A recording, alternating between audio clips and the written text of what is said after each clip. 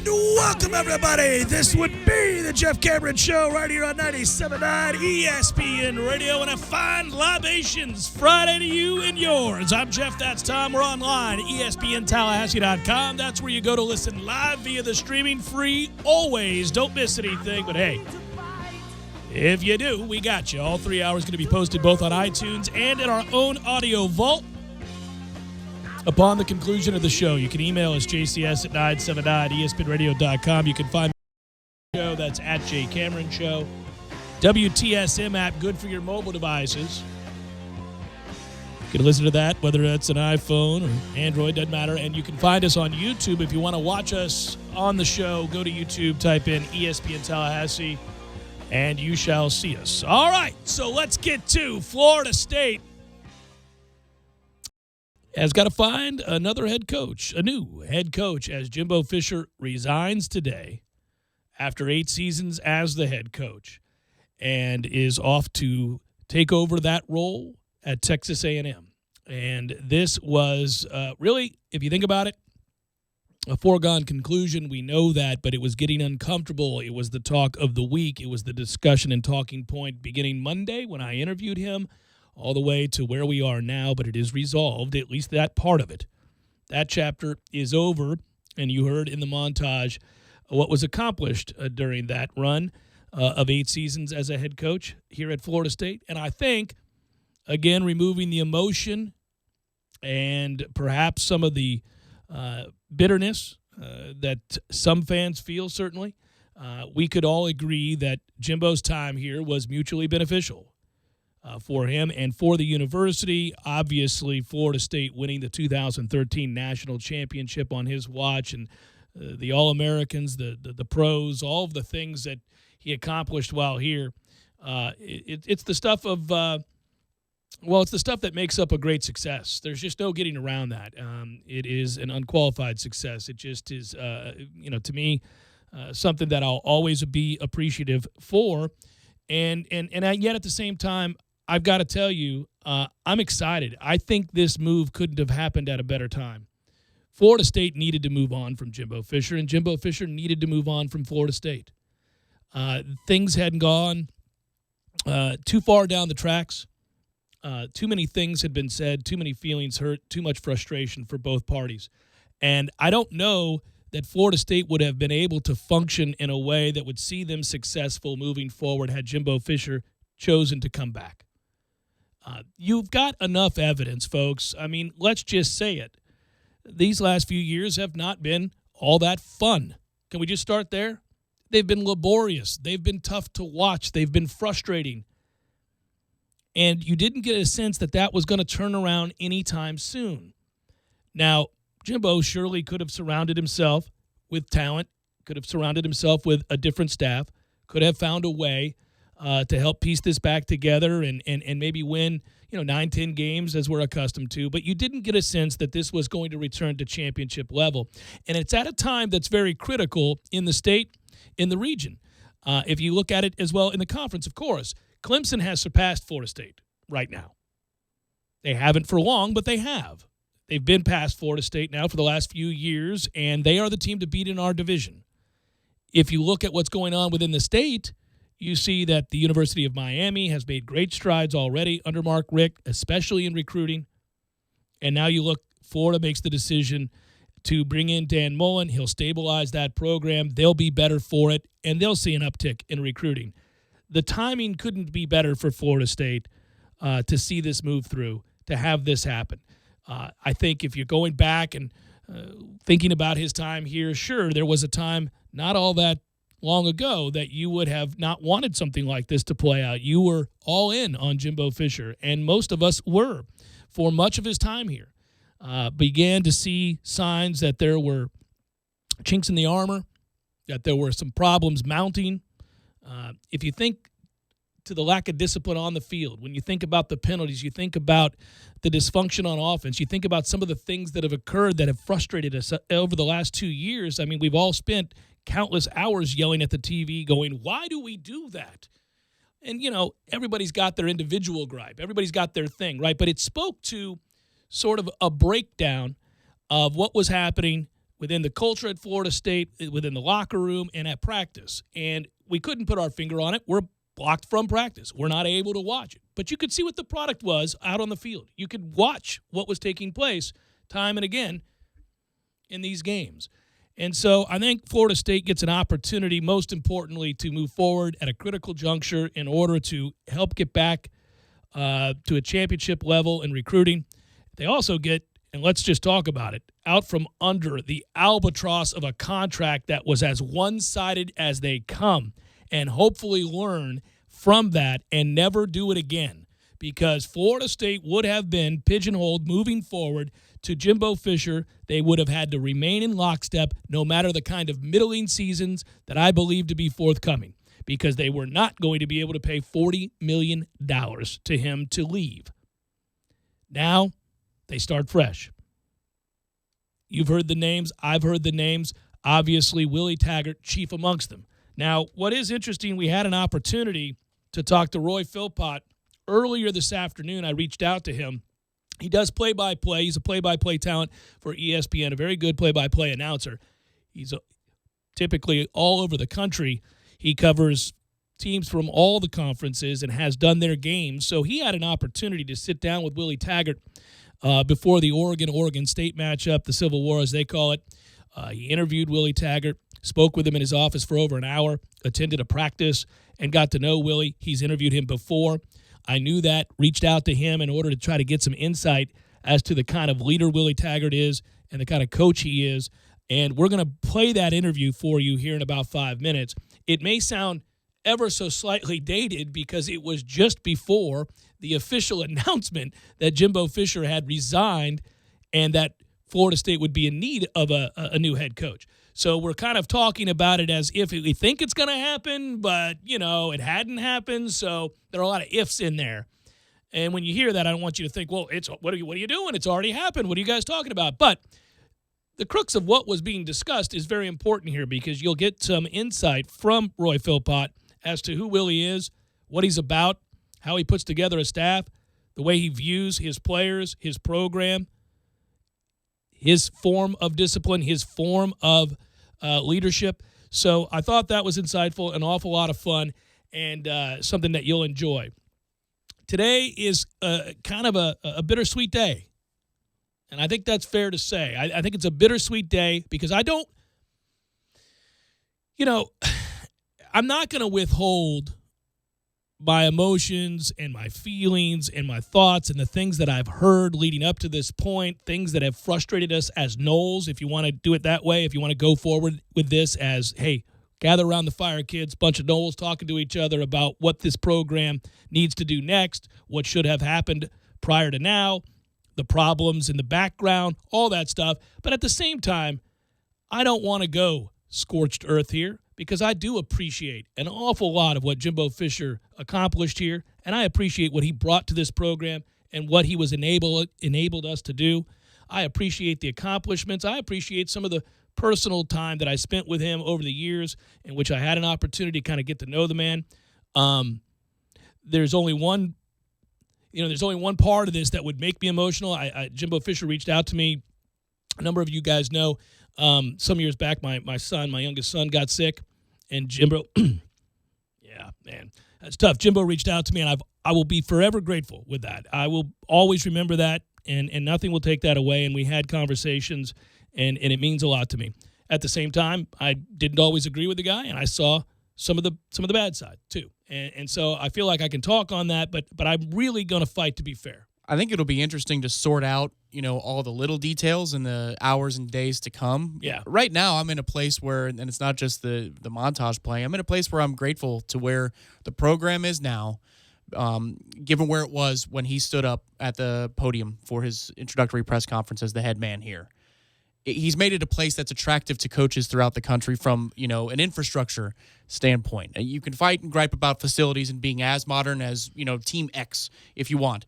But this is an attractive place for a lot of reasons, tradition being one of them. But modernizing it too, Jimbo put it in the place where it is now, where you would get phone calls from coaches that have great jobs around the country and say, hey, how about that availability down there in Tallahassee? Yeah. You guys have a great program. I'd like a piece of that action. I'm thankful for that right now. You want to get into the blood and guts of how this went down on Friday, December the 1st, 2017. Man, there will be lots of columns and maybe even a short story or two penned as to how it all went down in these last 24 hours. What I'd like to know, and it will affect his reputation and legacy amongst Florida State fans everywhere, is when this process began, when did he know, some of the other things that we've heard rumored about what's led to this point. What's true and what's not, we're trying to decipher now. And I just don't feel completely comfortable with some of the accusations I've seen thrown out there because we don't have proof of some of those, whether he started talking to Texas A&M at the beginning of the season and all these kinds of things. I read the Houston Chronicle report and all that. Yeah, that his mind was made up months ago, going back to Labor Day weekend and all that. I mean, that's an awful weighty thing to accuse somebody of. Because if he did do that, and it's a big, giant if, and we don't know, I mean, if that's true, obviously that's the sort of thing that would ruin Jimbo Fisher in the mind of most around here forevermore. He would not be held in high regard. Somebody said, well, he won a national championship for you. I said, listen, you ever talk to a Florida booster, a Gator alum? Yeah, Urban Meyer won 2 national titles for him, and 3/4 of those fans that I talked to hate his ass. So those two things don't necessarily equate. But I don't know what's true and what's not true as to the timeline. I can tell you now that this has happened. And many on this beat know this, in particular some people that I've talked to about this. The first time that I heard that Texas A&M was going to make a run at Jimbo Fisher and that it had legs and that there was mutual interest, I think I told you this, Tom, at the beginning of October. The beginning of October. Sorry, I didn't mean to stomp on that, but yes, early October. And I told some other people about that. And, you get a lot of rumors. You hear a lot of things, especially in this line of work. You talk to so many sources, so many people around various programs and within this program. And you're trying to think what's real and what the agenda is and who's got an axe to grind and who's just doesn't stand to gain anything from this. And you're just trying to find and confirm. And so, I heard that. There was validity behind it. I was told. I talked to several people. But as you said earlier today on Twitter, that mutual interest is a very common thing. I mean, none of us have taken a job and left our current job without having thought about it and maybe even talked to somebody about that other job. I mean, that's a mutual interest thing. And it doesn't mean you're not doing your current job when you're there. It doesn't mean necessarily that you've got one foot out the door and that you're delinquent.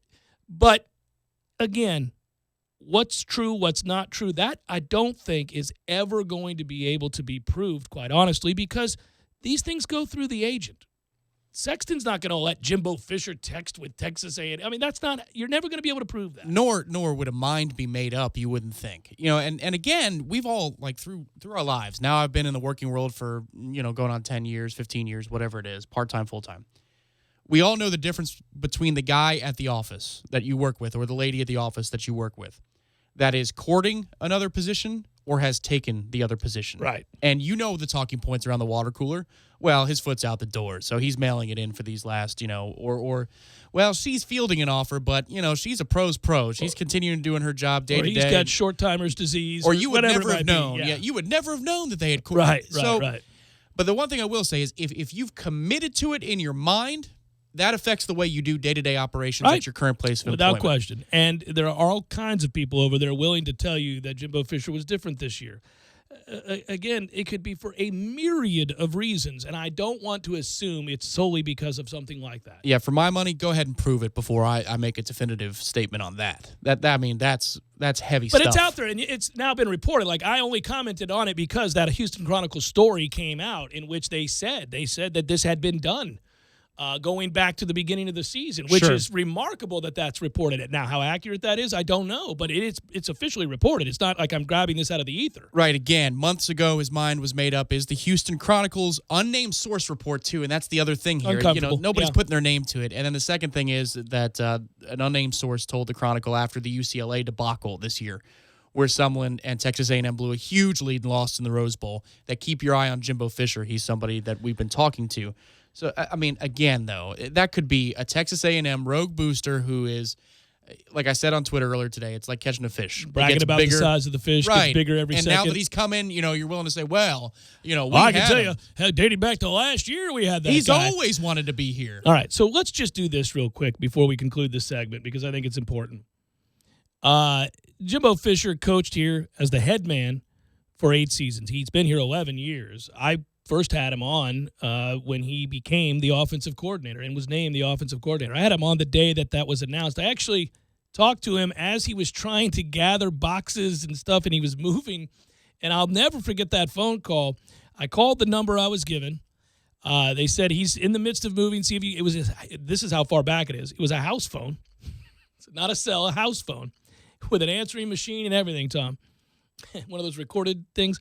And the machine starts to pick up, and then you hear the phone fall to the ground, and hello? Yeah, this Jimbo? And I go, my name's Jeff Cameron. I'm not going to say where I worked. I worked at a different radio station for a different company at the time, and I'm here in Tallahassee. I cover the Knowles. I'd love to talk to you for a few minutes. And he goes, oh, we got to do it now. I'm moving. The damn movers are here. And so we proceeded to go forward with that, and it was fun. It was my introduction to him and his introduction to Tallahassee, and at least as a member of the staff. And from that time forward, I interviewed him every week during the football season, from the time that he was an OC to the head coach in waiting to finally he was the head coach. And in that time, there's no disputing this, 83-23, which is the best in ACC history, 783 winning percentage, 42 different Knowles had been drafted, including 8 first-round picks, 83 wins since 2010, third best in the country, 11.1 wins per season prior to this year, 3 ACC championships, 4 Atlantic Division titles, the 2013 national championship. You can't. You'd be remiss if you did not bring up the fact that Jimbo Fisher, of course, while here, started. Unfortunately, born out of sorrow, had to start this foundation. But I'm so thankful, and so are millions of others, or certainly hundreds of others, that he started, along with his wife, Candy Fisher, the Kids First Fund that raised over $4.5 million for Fanconi anemia. Incredible. I mean, that's an unbelievable legacy, certainly beyond anything he ever going to do as a head coach, no matter if he wins 10 national championships. So, and there are so many other accolades, but just for today, where you kind of look back because it is officially over. He is gone. He resigned this afternoon. He will not coach the game tomorrow. He will be Texas A&M's next head coach, and Florida State is set to move on. I feel like today's the day that you look back at the tenure, and in some ways, frankly, you say thank you. In others, you can be relieved. It's okay to have conflicting emotions today, because I think a lot of us do. On the one hand, I'm really happy he's gone. That sounds cold-hearted, and I don't mean it to be, and it's certainly not a personal attack, but I think it was time to go. He needed to leave. This was damaged. It was not going to get better. Florida State would not have been in a good place next year with Jimbo Fisher as its head coach. It was not going to be. And now has a chance to hit the ground running with, thanks to Jimbo Fisher and his staff, pretty full cupboard here. A lot of talent the next coach is taking over. So I'm relieved and ready to take the next step. I'm excited to cover it. I'm excited to talk about it. Can't wait for these next announcements. I'm relieved that, frankly, it's all over with and it needed to be. But I'm also grateful, and I'm also willing to say heartily thank you for everything that you did here and everything you accomplished and everything you tried to do. And we appreciate it. When we come back, I'll set it up again. Roy Philpott, who is a play-by-play announcer for ESPN, covers college football, college baseball, college basketball. In fact, doing a game tonight between North Carolina and Davidson and Charlotte. He gets to talk to coaches. He gets to see all of these programs. He gets to go and look at facilities and all the other stuff and get a handle on who's what. He talks to the coaches whose fraternity is very small. He talked to Willie Taggart, leading candidate, we think, for the job here in Tallahassee when he covered Oregon State just a week ago. He'll give us some insight as to who Willie Taggart is. It's Jeff Cameron Show, 97.9 ESPN Radio.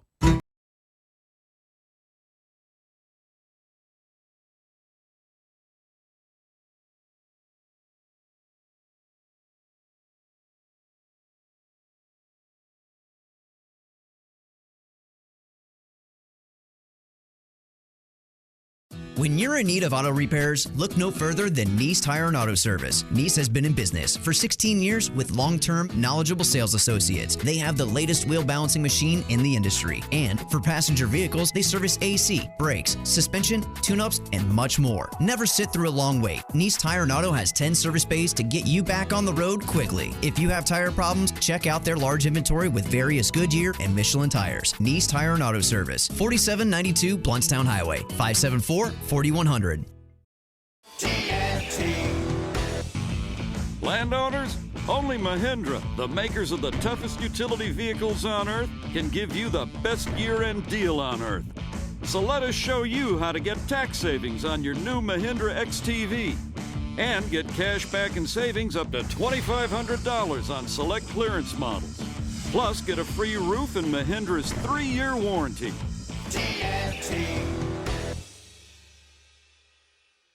I'm talking tough, like a state of mind. Tough, like a soldier on the front line. Tough when it gets rough, like my Ford truck, always enough. I'm talking tough. Franklin Spring Creek Ford, the place to find your next truck in southern Georgia. I'm talking tough. Hey y'all, we're Chris and Preston from Low Cash. Head to Franklin Spring Creek Ford and see them about all of your vehicle needs. Sorry, boys, I did not have time to pack. We got this. It's right here, guys. We got this. I thought I could handle it. We got this. Moving doesn't have to be a hassle. Call us first at 2 Men on a Truck.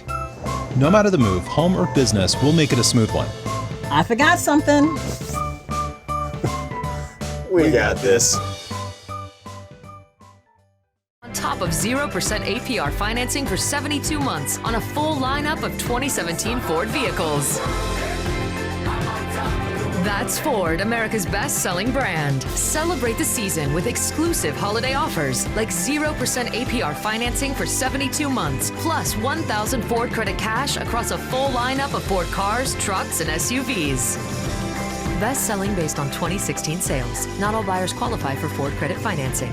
72 months at $1,389 per month for 1,000 financed regardless of down payment on cars, F-150, and SUVs. Not available on Ford GT, Fiesta, Focus RS, Mustang GT 350, 350R, Raptor, or Super Duty. Take new retail delivery from an authorized Ford dealer stock by January 2nd, 2018.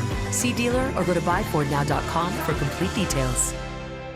Can't decide between fresh steak, seafood, or wings? Well, Miller's Ale House on Appalachia Parkway has it all. From center-cut sirloin and original pastas to fresh salads and favorites like Miller's Signature Zingers, tossed in your favorite sauce. Miller's Ale House has a full-service bar featuring more than 75 beers, plus wine and liquors. Bring the family to watch the big game inside or on their covered patio on one of over 60 HD TVs. However you come to relax, you will have a good time and great food at Miller's Ale House on Appalachia Parkway. Chris Kraft for Kraft Nissan. Our lifetime warranty is a game changer for buying cars in Tallahassee and Thomasville. You already know it extends the factory powertrain for unlimited time and unlimited miles. But here are the facts. Kraft Nissan's lifetime warranty is backed by Great American Insurance Company, an A-rated company that was founded in 1872 with billions in assets. The same company that underwrites GM's GMPP and Ford's Gap Insurance. Kraft Nissan's lifetime warranty comes with every new Nissan we sell and most pre-owned vehicles that are 5 years old or newer with 50,000 miles or less. While Kraft Nissan's service department will certainly exceed your expectations and keep your records, you're not required to service with us. To maintain the warranty, you perform the manufacturer's recommended maintenance and keep your records. You can do that at any licensed repair shop in the U.S. or Canada. It's that easy. What's the catch? There are no catches, hidden fees, or gimmicks. Kraft Nissan provides the product as an added value to our customers for doing business with us. So when you're ready to buy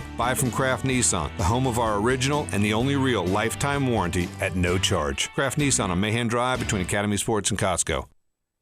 Don't just listen to The Jeff Cameron Show. Watch it live. The Jeff Cameron Show Streamcast. Live weekdays 3 to 6 p.m. Head to ESPNTallahassee.com today to watch live or catch up on demand. The Jeff Cameron Show Streamcast. Brought to you by Nice Tire and Auto, your trusted Goodyear dealer. 574-4100. And presented by TNT Supercenter in Thomasville, Georgia. And Franklin Spring Creek Ford.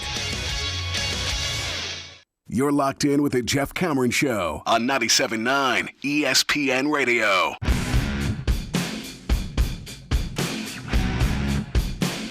Welcome back, Jeff Cameron Show, 97.9 ESPN Radio. You know, we wanted to do something here. You hear the rumors, certain candidates for the replacement of Jimbo Fisher, if in fact he does leave. We now know that, certainly it appears that he will be done after Saturday here in Tallahassee. And Willie Taggart's name has been the guy that's been talked about most frequently as a candidate to replace Jimbo Fisher. Well, Roy Philpott works for ESPN, does play-by-play for them, has since 2013, and you can catch him calling college football games, basketball, baseball games, and we know he did the Oregon State game. So we reached out to Roy and wanted an opportunity to bring him on and talk to him about what he could tell us in his time with Willie Taggart. Roy, thanks so much for joining us. Appreciate it.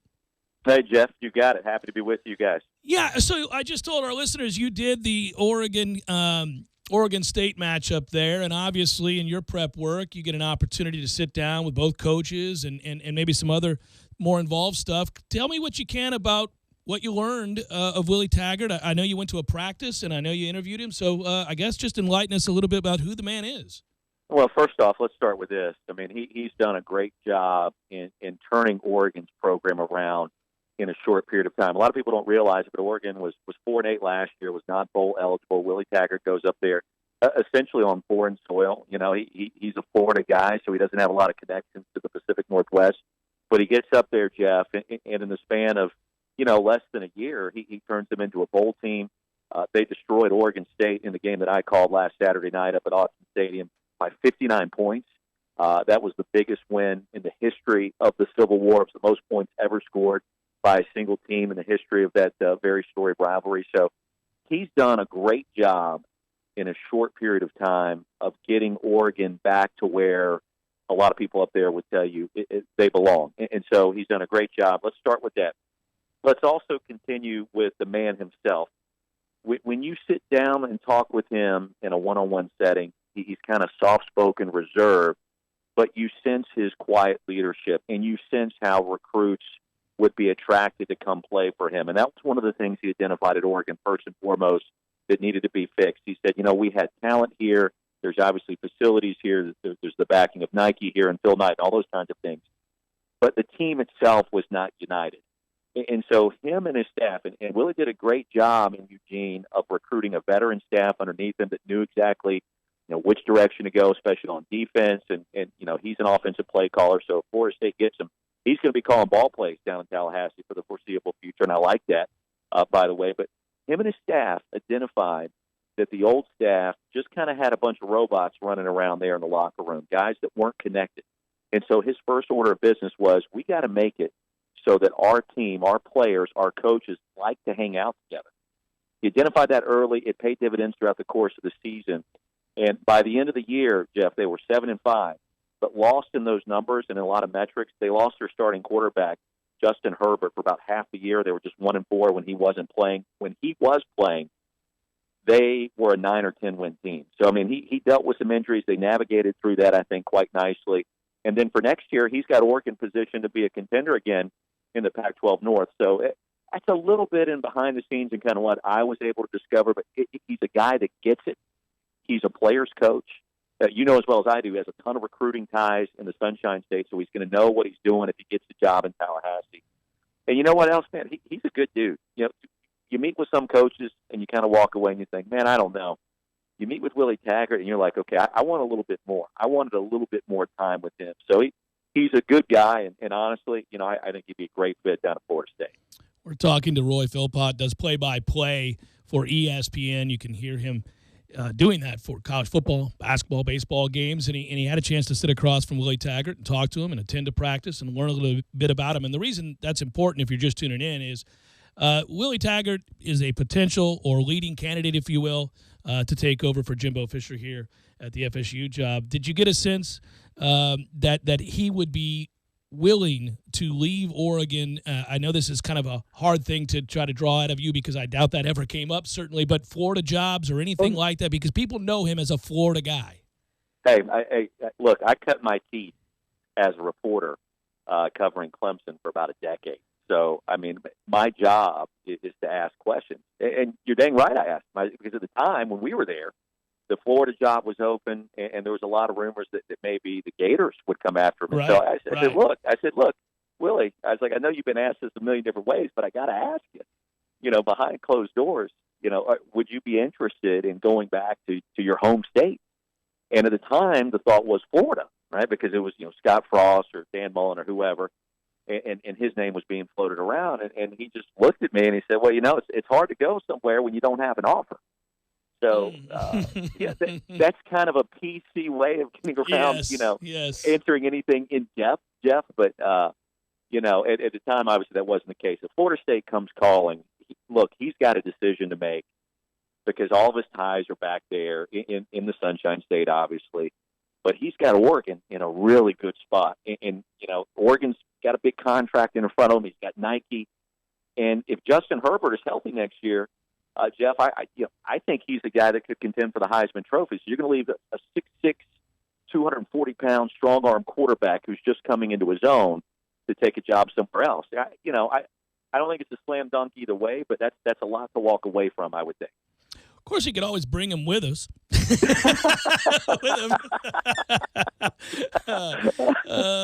think that's the response for most Florida State fans, I imagine. Roy, can you give me an idea? Because you travel and because you were a reporter and because you do play-by-play all over the country and you get these opportunities to see coaches with other programs and facilities and all those kinds of things, what's the perception nationally of what's happening here in Tallahassee right now with Jimbo Fisher?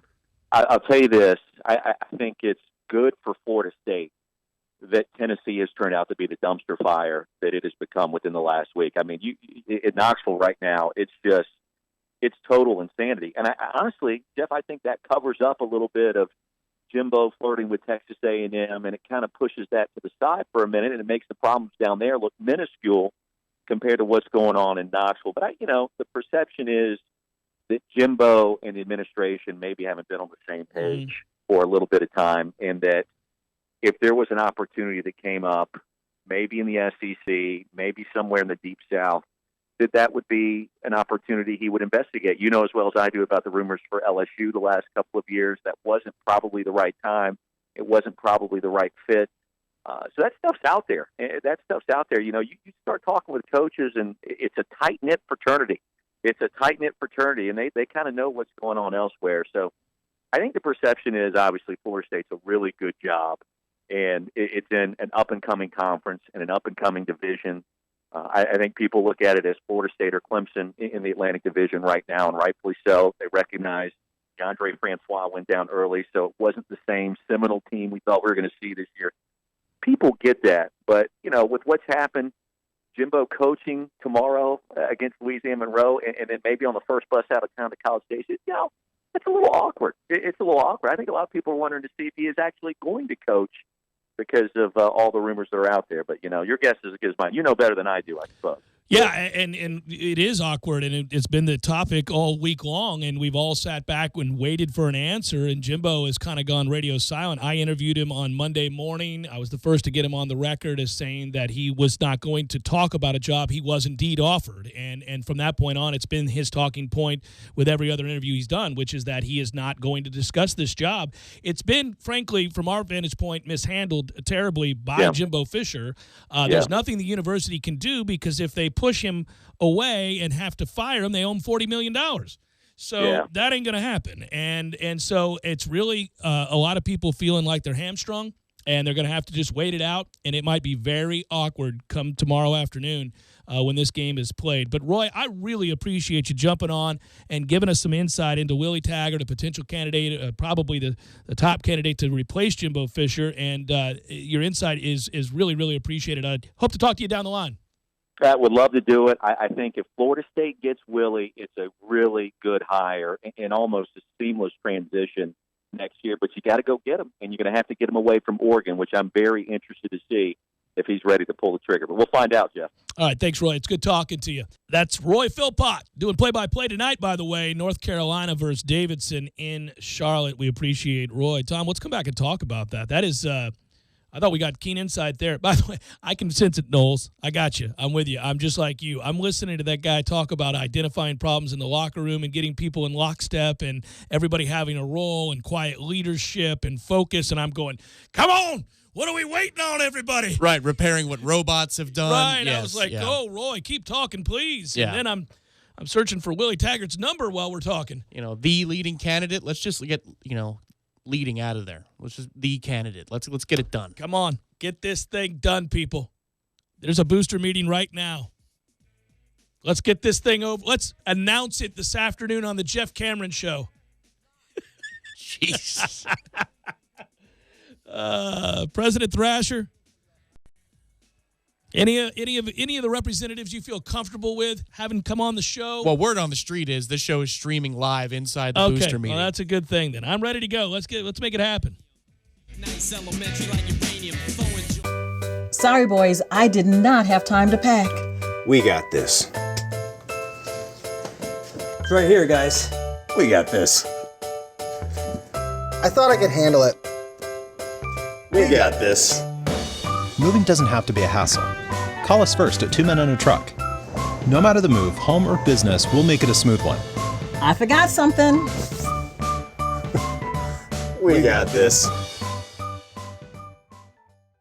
When you're in need of auto repairs, look no further than Nice Tire and Auto Service. Nice has been in business for 16 years with long-term, knowledgeable sales associates. They have the latest wheel balancing machine in the industry. And for passenger vehicles, they service AC, brakes, suspension, tune-ups, and much more. Never sit through a long wait. Nice Tire and Auto has 10 service bays to get you back on the road quickly. If you have tire problems, check out their large inventory with various Goodyear and Michelin tires. Nice Tire and Auto Service, 4792 Bluntstown Highway, 574-4100.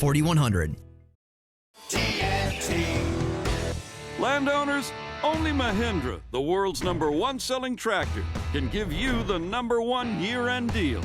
Let us show you how to get tax savings on the toughest tractors on earth and get up to $7,400 in discounts along with Mahindra's 7-year warranty. Plus, get an Emax 22 with mid-mower for just $134 a month.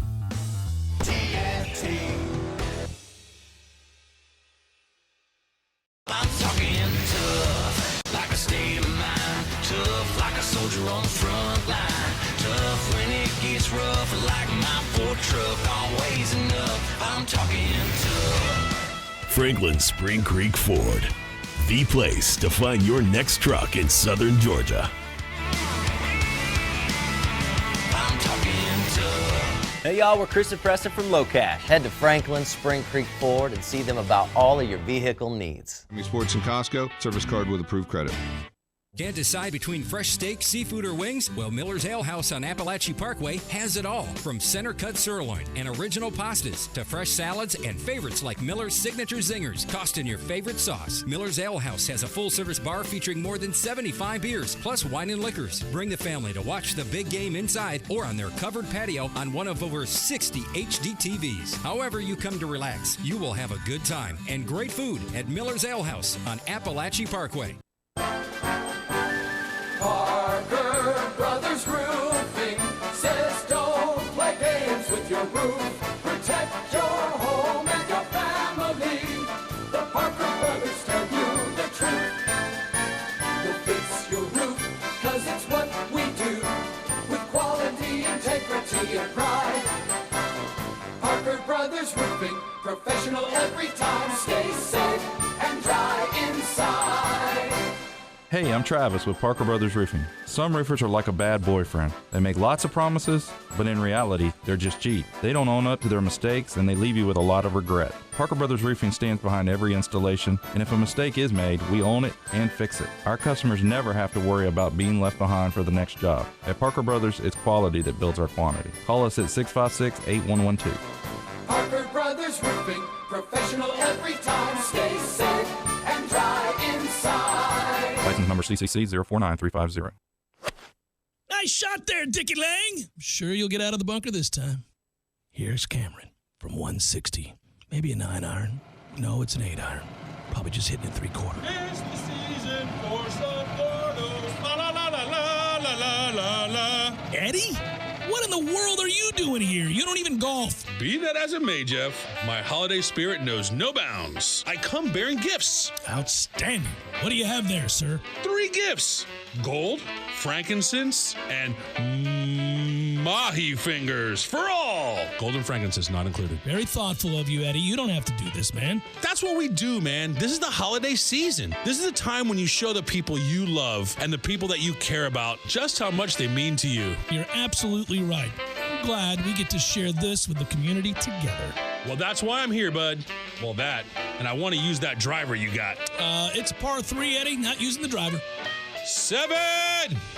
Gordo's, bringing the flavor and flair of Cuban food to Tallahassee since 1996.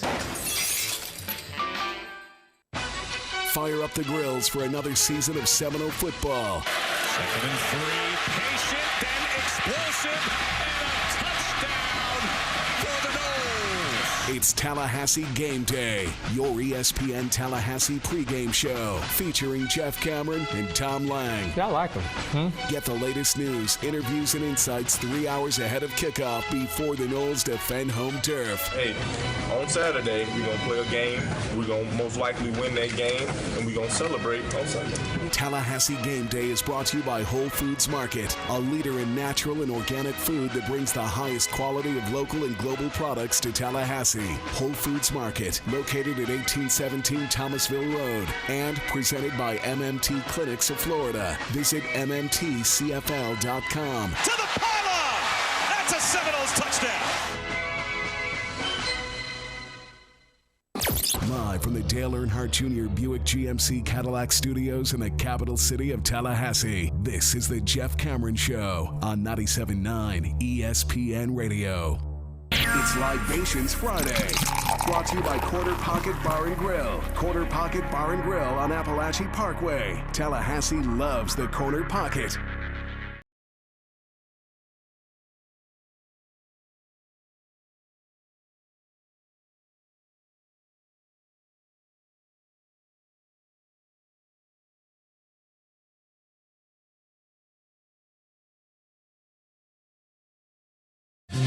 Jeff Cameron Show, Libations Friday, loosey-goosey edition of the program. Programming note, you may have just heard it a moment ago, but another reminder. Tallahassee Game Day airs tomorrow morning live at 9 a.m. right here on 97.9 ESPN Radio. If there are any overnight developments, we'll have the latest for you right here beginning at 9 a.m. So Florida State now finds themselves in a coaching search. I think you could safely say that had already begun, but now, obviously, it's a reality that you have to find your next head coach. In the interim, Odell Haggins, and this is something that should make Noles everywhere smile, is your interim head coach. And that, my friends, is very, very cool. Odell is a Nole lifer, and think about this. He's going to serve tomorrow as the interim head coach. He played here at FSU from 85 to 89. He returned to coach with Bobby Bowden, under Bobby Bowden, back in 94. And, of course, stayed with Jimbo Fisher in 2010. You won't find a bigger Nole. So I got to imagine that this is a special honor and something that he is absolutely excited to do. And I'm excited for him. And that's going to be cool tomorrow when he runs out of that tunnel as the head coach at Florida State, if even for a game. If only for a game. Well, maybe for a bowl game, too. Who knows? Who knows what the bowl game setup is going to be like. But, that feeling that you get inside when you hear classic highlights of Florida State's triumphs over the years, or you hear the fight song or hear the Ward chant, whatever it is, he feels that. But he knows what it's like to be on the sidelines feeling that. He knows what it's like to be on the field feeling that. It's pretty cool. And it's really cool. We said it, I think it was yesterday. Somebody asked the question on Twitter, would he get the honor? And that's what it is, right? It's an honor to be the head coach of Florida State University. So it's an honor for Odell tomorrow. It's an honor for whoever it's going to be, maybe Odell again for the bowl game. And it's going to be an honor for whoever the answer is for the next 3, 5, 10 years, whatever it's going to be. Well, we'll think back on this day when Willie Taggart is celebrating his second national championship at Florida State, our fifth. It will be very, very, very fun to look back at this moment. By the way, Florida State President John Thrasher issued a statement. Florida State University has one of the premier programs in college football and has had only 2 head football coaches in the past 40 years. Today, Jimbo Fisher informed me that he has accepted an offer to become the next head football coach at Texas A&M University. Coach Fisher did an exceptional job as both an assistant coach at FSU and in the challenging role of successor to the legendary Bobby Bowden. I believe Texas A&M is getting one of the best coaches in college football. We appreciate all he has done for our program and wish him and his family great success moving forward. From the moment media reports began to circulate about our position, it became evident the job would attract great interest from a number of elite coaches, and we will move quickly to evaluate candidates from across the country. Our fans are the best in the country, loyal and passionate about developing student athletes who are champions on and off the field. They've made Doak Campbell Stadium one of the most thrilling venues in all of college sports, along with its storied traditions that represent the spirit and excellence of our distinguished university, athletically and academically. The excitement around Florida State is indisputable, and a tremendous opportunity awaits whoever is chosen as our new head football coach. Nice statement. That's well penned, and I'm sure it was penned on Monday or earlier. Could have been around Labor Day. Well, according to some.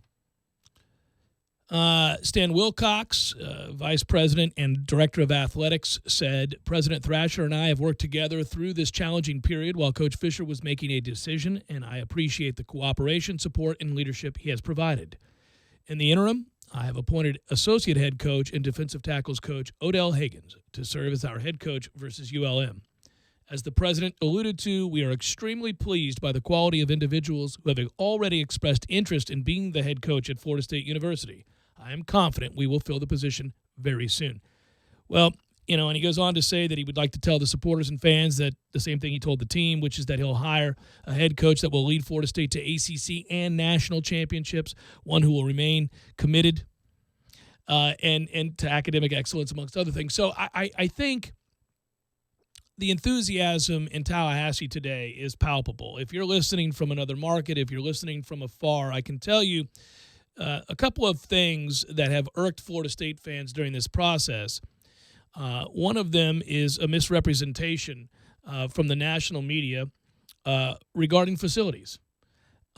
Because that's Jimbo's concern and has been in terms of moving forward and constantly wanting the next great thing, there's a perception that Florida State is lagging behind from a facility standpoint. That simply isn't true. Florida State has given and did give everything to Jimbo Fisher that he asked for, whether it be the indoor practice facility or massive upgrades across the board regarding housing, regarding the locker rooms, regarding the more athletic center, you name it, coaches' offices, etc. And had already stated to him that, in fact, they would indeed build the football-only facility that he was clamoring for. So Florida State is not lagging behind. Do some other schools have better facilities? Yep, there will always be somebody else with better facilities. But Florida State is not in the same position, say, that Miami was in which some high schools had better facilities. That's not the situation in Tallahassee. Was that a pot shot at Miami? Absolutely. But I'm telling you now, this is one of the premier jobs in the country because, in part, a dedication to facilities, upgrades, and forward thinking as a football program is what they're dedicated to. It makes zero sense to take that stance, and we heard it made several times over about where Florida State's at in facilities. Texas A&M has better facilities. They also haven't won a damn thing, and got to go back to 1939. You can look at Arkansas, who has better facilities than almost anybody in the country. You can name several schools that have better facilities than a number of others who are far more accomplished. And that's fine. It is a factor. It does matter. You do need to move forward and continue to keep up with the Joneses. I got you. But Florida State is committed to that. And their current facilities certainly aren't lacking. So that was one thing that got talked about an awful lot this week that I think obviously rubbed a lot of Florida State fans and alumni the wrong way. Myself included. That was frustrating because it's a misnomer. And then the other thing is that Florida State would find themselves in a position that was not enviable because the thought was there are some lifers on the staff that they wouldn't force or that they would force on the next coach to keep. Listen, man, I can tell you, I don't know what Willie Taggart or whomever else that is a candidate that would take this job is going to do when he puts together his staff. But Rick Trickett will not be a part of it. My guess is several other coaches that are on this staff are not going to be a part of that. Nobody's going to force the next coach to keep anybody. So those are some things that I think are misguided and should be cleared up.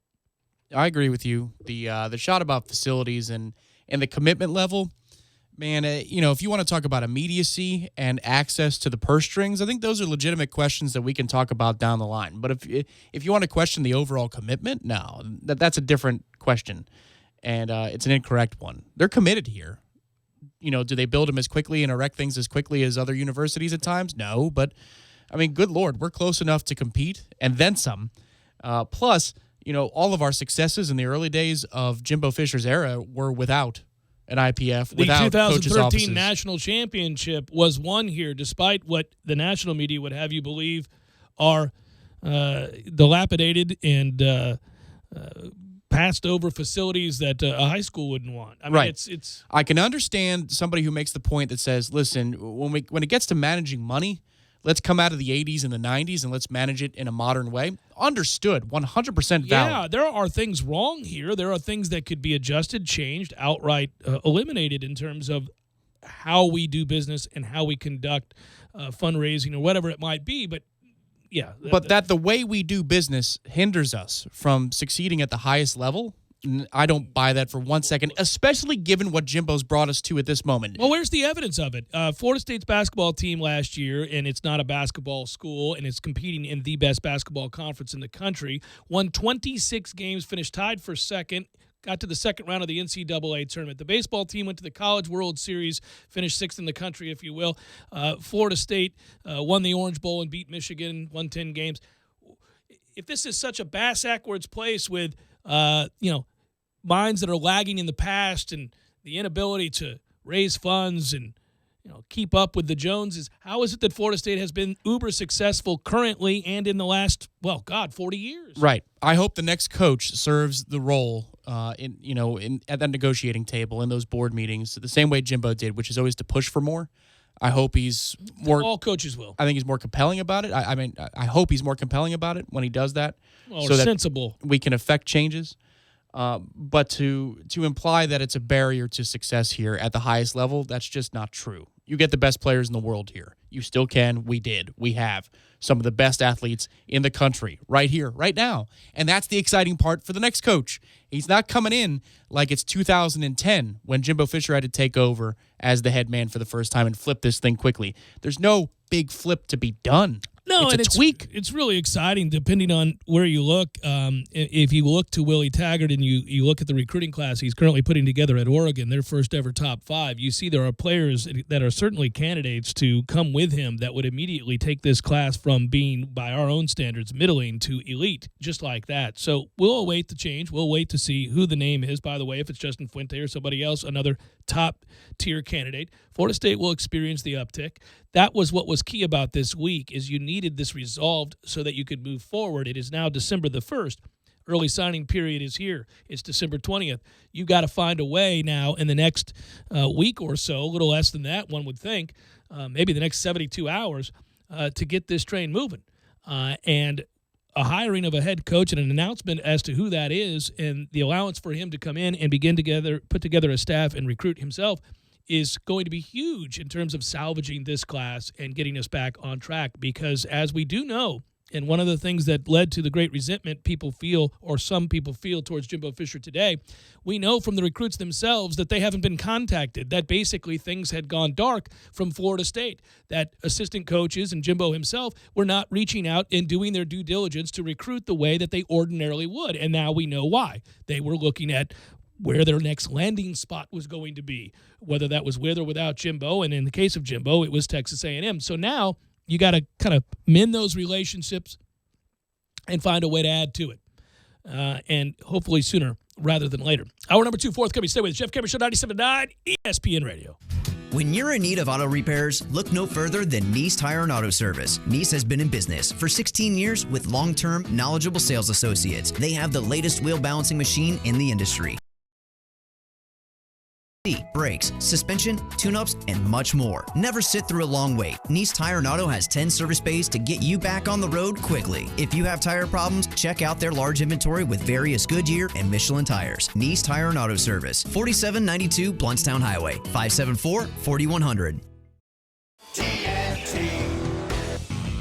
Landowners, only Mahindra, the makers of the toughest utility vehicles on earth, can give you the best year-end deal on earth. So let us show you how to get tax savings on your new Mahindra XTV and get cash back and savings up to $2,500 on select clearance models. Plus, get a free roof and Mahindra's 3-year warranty.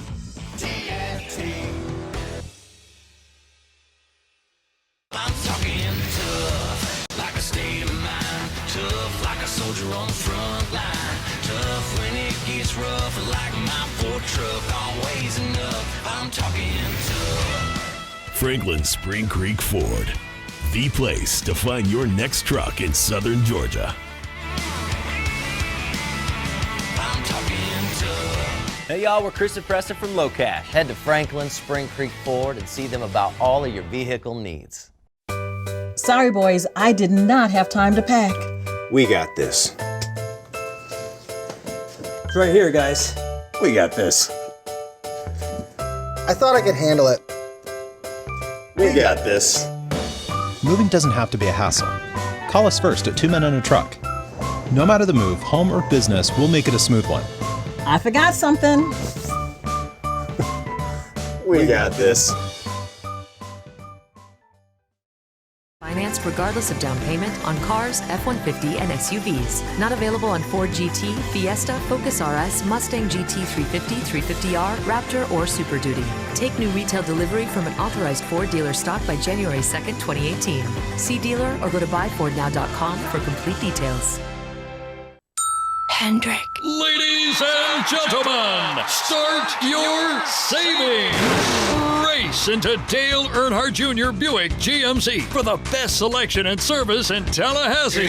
Get incredible discounts on racetrack-worthy vehicles like $10,000 off select new Buicks and GMCs. We are professional grade. And that's not all. We've got a huge used car inventory, so you can find a quality pre-owned vehicle to fit any budget. We even offer low payments and exceptional offers like 0% APR financing. Hassle? No way. Haggle? Never. At Dale Earnhardt Jr. Buick GMC, you'll deal with people you know, like, and trust, and get the honest, friendly service you deserve. That's why our customers will tell you there's no better car buying experience in town. Visit us today at 1850 Capitol Circle Northeast or online at DaleJr.BuickGMC.com. And remember, you too can be a Hendrick driver. Hi guys, we're the Sugar and Spice Girls. Do you want your next party to really heat up? How about having your temperature taken by one of our hot nurses? Sugar and Spice is Tallahassee's largest and most prestigious adult entertainment company. From one-on-ones to house parties, call Sugar and Spice. We'll always be nice. 524-8927. That's 524-8927. We're available to come to your location 24 hours a day, 7 days a week, even on holidays. View our selection online at ilovesugarandspice.com. Can't decide between fresh steak, seafood, or wings? Well, Miller's Ale House on Appalachia Parkway has it all. From center cut sirloin and original pastas to fresh salads and favorites like Miller's Signature Zingers, tossed in your favorite sauce. Miller's Ale House has a full-service bar featuring more than 75 beers, plus wine and liquors. Bring the family to watch the big game inside or on their covered patio on one of over 60 HD TVs. However you come to relax, you will have a good time and great food at Miller's Ale House on Appalachia Parkway. This is 97.9 ESPN Radio, WTSM, Woodville, Thomasville, Tallahassee. Tallahassee Sports Center. I'm Lee Gordon. It is official. Jimbo Fisher has resigned at Florida State after 8 years. He will be named the new head coach at Texas A&M. The deal is reportedly somewhere in the range of 10 years, $7.5 million a year. And Jimbo will not coach in the game Saturday against Louisiana Monroe. Odell Haggins will be the interim head coach. The announcement ends a week-long drama fest. The Seminole fans have grown tired of the unknown, some players saying they wouldn't stay if Fisher stayed. And now Florida State will be looking for only its third head coach since the mid mid-70s. Now, Fisher certainly had great success in Tallahassee. He led the Noles to the 2013 National Championship and produced 10-win campaigns in 6 of his first 7 seasons. A lot of names being thrown around right now. Willie Taggart from Oregon. Charlie Strong is another name. Florida State in an all-out search now to get a new head coach, especially as recruiting season is in full swing. Live from the Dale Earnhardt Jr. Buick GMC Cadillac Studios in the capital city of Tallahassee, this is the Jeff Cameron Show on 97.9 ESPN Radio. It's Libations Friday, brought to you by Corner Pocket Bar and Grill. Corner Pocket Bar and Grill on Appalachie Parkway. Tallahassee loves the Corner Pocket.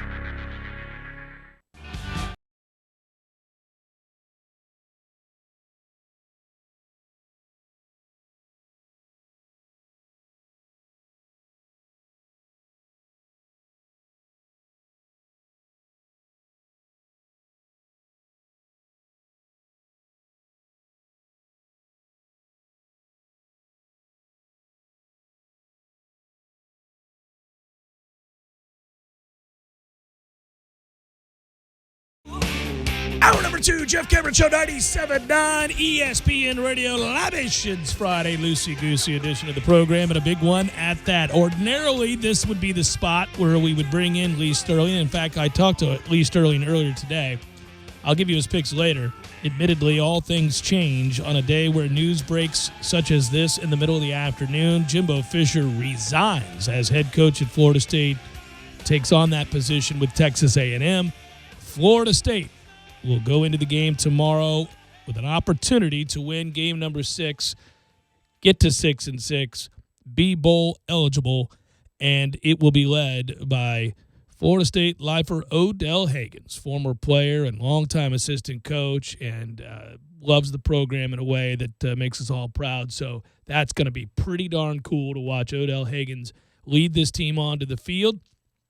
And I imagine, Tom, let me just tell you, we began the show by thanking Jimbo Fisher for what he accomplished here and for his efforts here, he and his staff, and certainly the players that came through here under his watch. And I'll, again, echo that sentiment and say thank you and chronicle those accomplishments throughout the course of the show.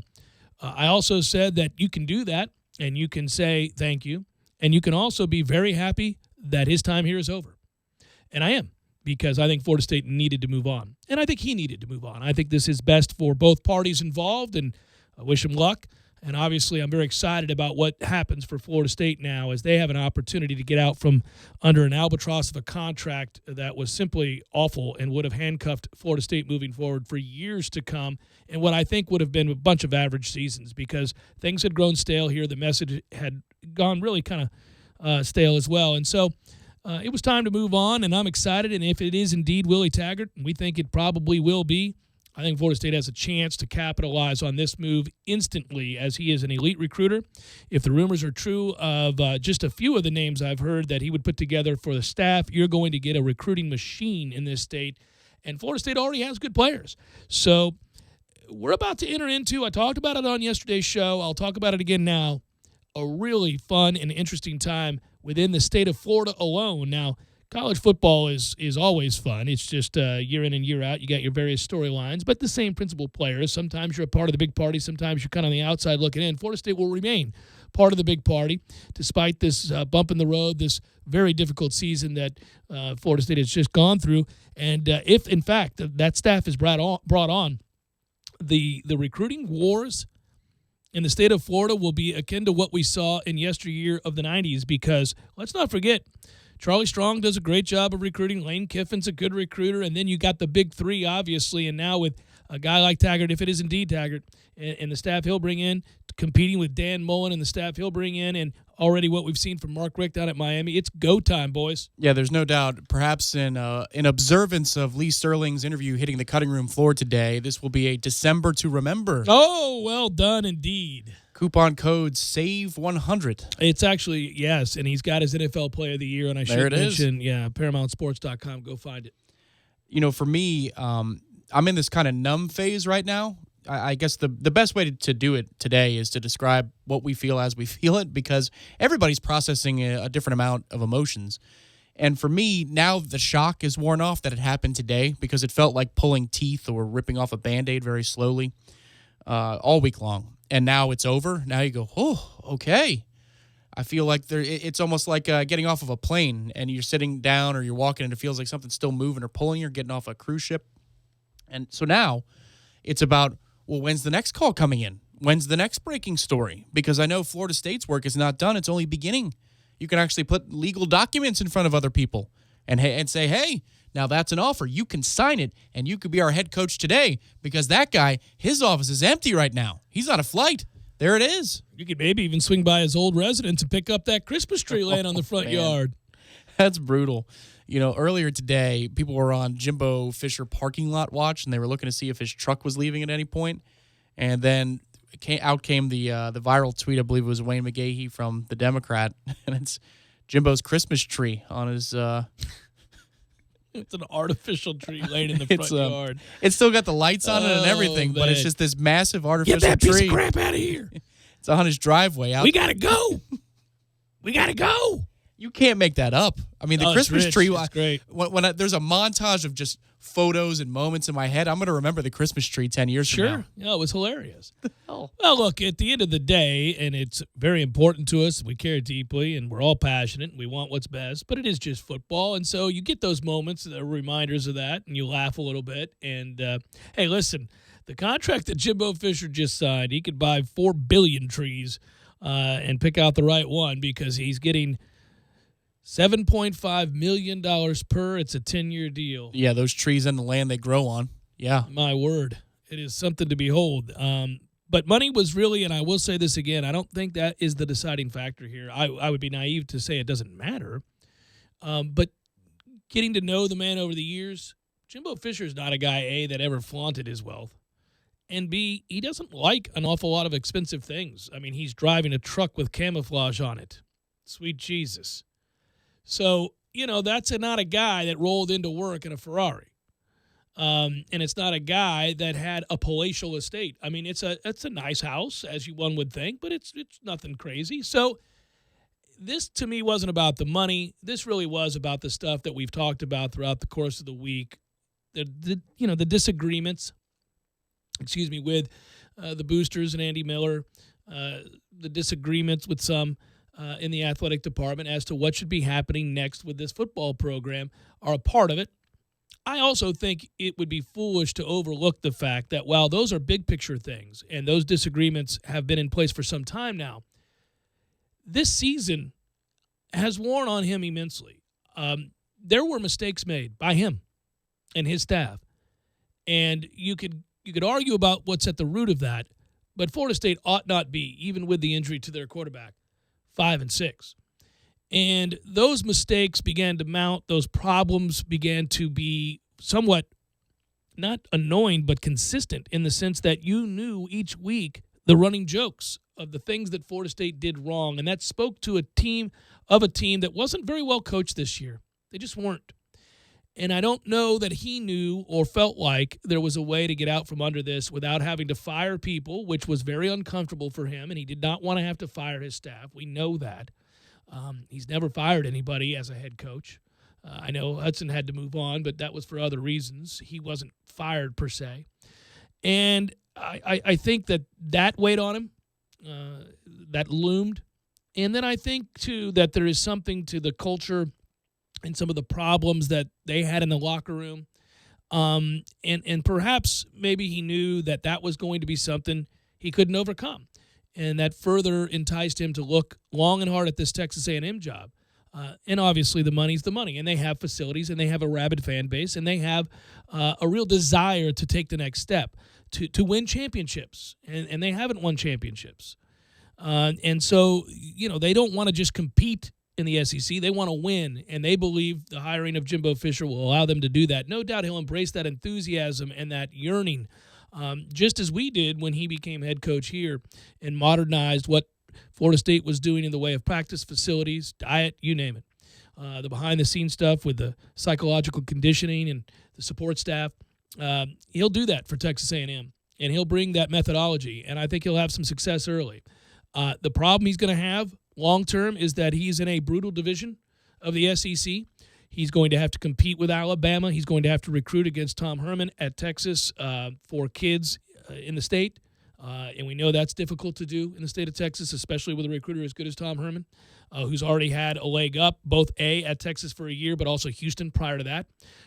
He's going to have to compete with LSU. He's going to have to compete with Auburn. These are all programs that most would point to as better programs than Texas A&M, as is Florida State for that matter. So it's going to be very difficult, I think, for him to meet those expectations. To be sure, a university does not pay a coach a record-breaking contract historically to the tune of $7.5 million a year so that he can finish third or fourth in his own division of the SEC.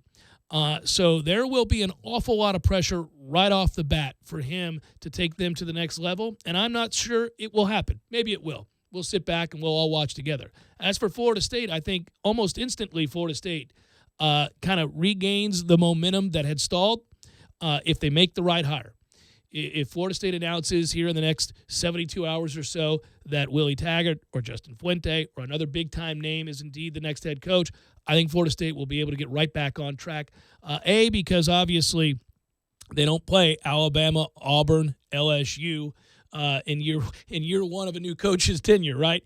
They'll have to take on Clemson, and the ACC has improved dramatically. It was the best conference in football last year. It's still one of the better conferences in college football this year. But admittedly, historically speaking, at least in terms of what the SEC's become and what those fan bases are, I think it's a little bit easier, obviously, to navigate the Atlantic. So this will be okay, and it's going to be all right for Noles everywhere. I think Florida State's in a real good place and happier today than they were yesterday because, truthfully, that contract was incredibly one-sided. Well, we got the answers we needed to, and you know, the interesting scuttlebutt right now is that Tim Brewster is likely ticketed for Gainesville and not, you know, following Jimbo to College Station. Yeah. Now, who knows? Maybe they can make him an offer he can't refuse, but I would think that given he was the Texas area recruiter here under this staff, that it would have been a cinch that Tim Brewster would go with Jimbo Fisher to College Station and work with him at Texas A&M. You know, Jimbo's a killer recruiter. There is no doubting that. He is a killer recruiter, and he sees They've got talent. good players at Texas A&M, They by do. the way. He's a developer. I mean, look at what he did here with the offense while he was the head coach in waiting and offensive coordinator. He made us more than competent when we didn't have the talent that we do now, that we did for the championship run. So he knows how to make more with less. In some ways, I think it's going to open up the playbook even more for Texas A&M next season because he has to work with the talent he has on hand and not run his system all the way to a T. So his offense might actually be quite fun to watch next season. So that's what you got to look forward to, Texas A&M. A year of a lot of fun football that opens your eyes and makes you think that everything's going to be all right. But then 2 years removed from that time, he'll implement his offense and you'll be bored to tears. But I think what it does is it further complicates the situation in that area. Louisiana, Texas, Alabama, the states of it, as in Oklahoma, because he's a really good recruiter and he's going to win some battles there. I just don't know who's going to go with him and what staff he can formulate and assemble. Well, he's going to go after the guy at South Carolina, or the guy he went after before. Right. Yeah. But in terms of having the connections locally to those high schools, like, you know, who are going to be the aces in the hole? Those are names we'll never need to know because we recruit here in the state of Florida. But color me interested as to how that all plays out over the next couple of years. As for us, now we've got a pitch. We didn't have a pitch before today, but now we have a pitch. There's a new head coach. There's a new vision, and we have a lot of talent on hand. So you want to patch this thing back up in spring ball, and here we come, report in the summer, and let's be a part of something special right here. Let's put it all behind us. That was a 6-6 season. Why don't you come help repair it right here? Because all we need are a couple of pieces, and we're right back in the mix. There's your pitch with a new head coach. If it was Jimbo and a new staff, it's the same pitch with different assistant coaches making that same pitch while Mark Richt says, hey, guess what happened this year, guys? And Dan Mullen saying, guess what I can do now that I'm at a place like Gainesville? So here we go. We've got our pitch. Let's make it. Oh, and I think it's a pitch that, no doubt, behind the scenes we've already heard has enticed an awful lot of other people that are huge names. It's funny. Let me address a report that's out there, and I think it's interesting. It's funny, and the timing is unique. Bob Stoops came to town, was in town last night. And, of course, the second an Uber driver or somebody picks him up, that's going to get, known by the community who is monitoring everything that is happening regarding coaches. And the idea was that, well, Bob Stoops is here interested in the job? Well, he's here, but it's not for that. It's for something else entirely. Bob Stoops is not a candidate for the job. So He's not? No. Okay. So this is not that. By the way, I would tell you that would be a terrible hire. So maybe 17 years ago. Right. No, not what we're going to do. So, right now, Willie Taggart is the leading candidate. I've heard people throw around the name Charlie Strong. I don't really think Charlie Strong is a viable candidate here. Justin Fuente is a viable candidate here. He's 41 years old. There are people who will throw the name Brent Venables around because we've watched what he's done at Clemson, and as a defensive coordinator, he's exceptional. 18 years experience at Oklahoma and Clemson combined as a DC, but hasn't been a head coach, and I don't think he's really a candidate for Florida State. I think they would kick the tires a little bit, not as in would you take the job, but as in would we want you. And that's not a shot. I mean, this guy's 46 years old. He's young, and but he has zero head coaching experience, and that is something that you worry about. This is where, it gets fun, and Florida State fans have never really been in this position before. I mean, because Jimbo was the solution before the problem was fully a problem. And you might argue differently, obviously, day to day on the Jeff Cameron Show back in those days, saying we need to make a change, but the answer was already given to you before Bowden, so you take my meaning. But it's kind of like being a fan on draft day, right, of an NFL team, and you're saying, well, I want this guy because he's going to fit in our system.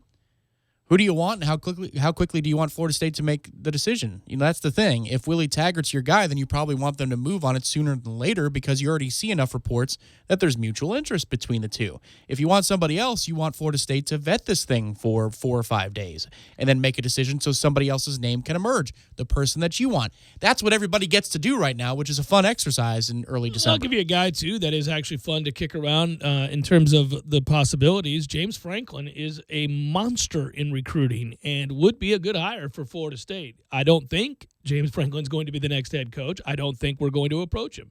But I think he would be a guy. I mean, he's 45 years old, a monster in recruiting. He's a hell of a candidate, I suppose, when you look at the win-loss record and all of that and his age. He would make a splash. There's just no doubt about that. But, again, I don't think he's going to leave Penn State for Florida State right now. It's not so much that Florida State isn't a better job than Penn State, but Penn State's an elite job. He's from up there. Why would he do it? If you could, and again, here's the fun exercise, right? If Fuente says, make me an offer, I'm coming. If Franklin says, make me an offer, I'm coming, and Willie Taggart says, make me an offer, and I'm coming, which one would you choose? From a recruiting standpoint, I think I want Willie Taggart, and I understand that some people may say James Franklin or Fuente for good reasons. Those are all good coaches, and I would be happy with any one of those three guys that you named because they're the right age. They've all done a good job. They're all guys that would immediately make a splash in recruiting.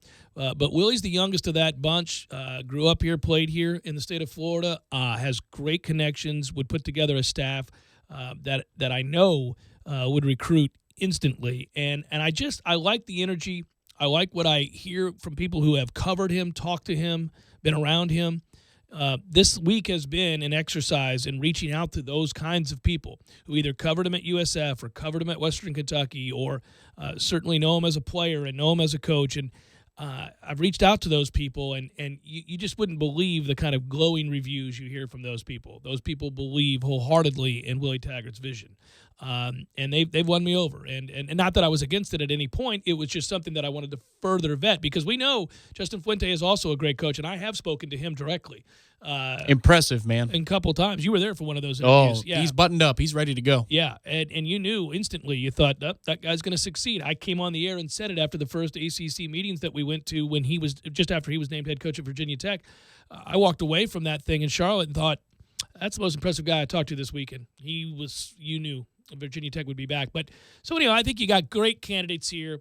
And I think Florida State has to get younger, not older. So any candidate you see older than Jimbo, by and large, I'm going, nah, I'm good. Let's get younger, not older. Jeff Cameron Show, 97.9 ESPN Radio.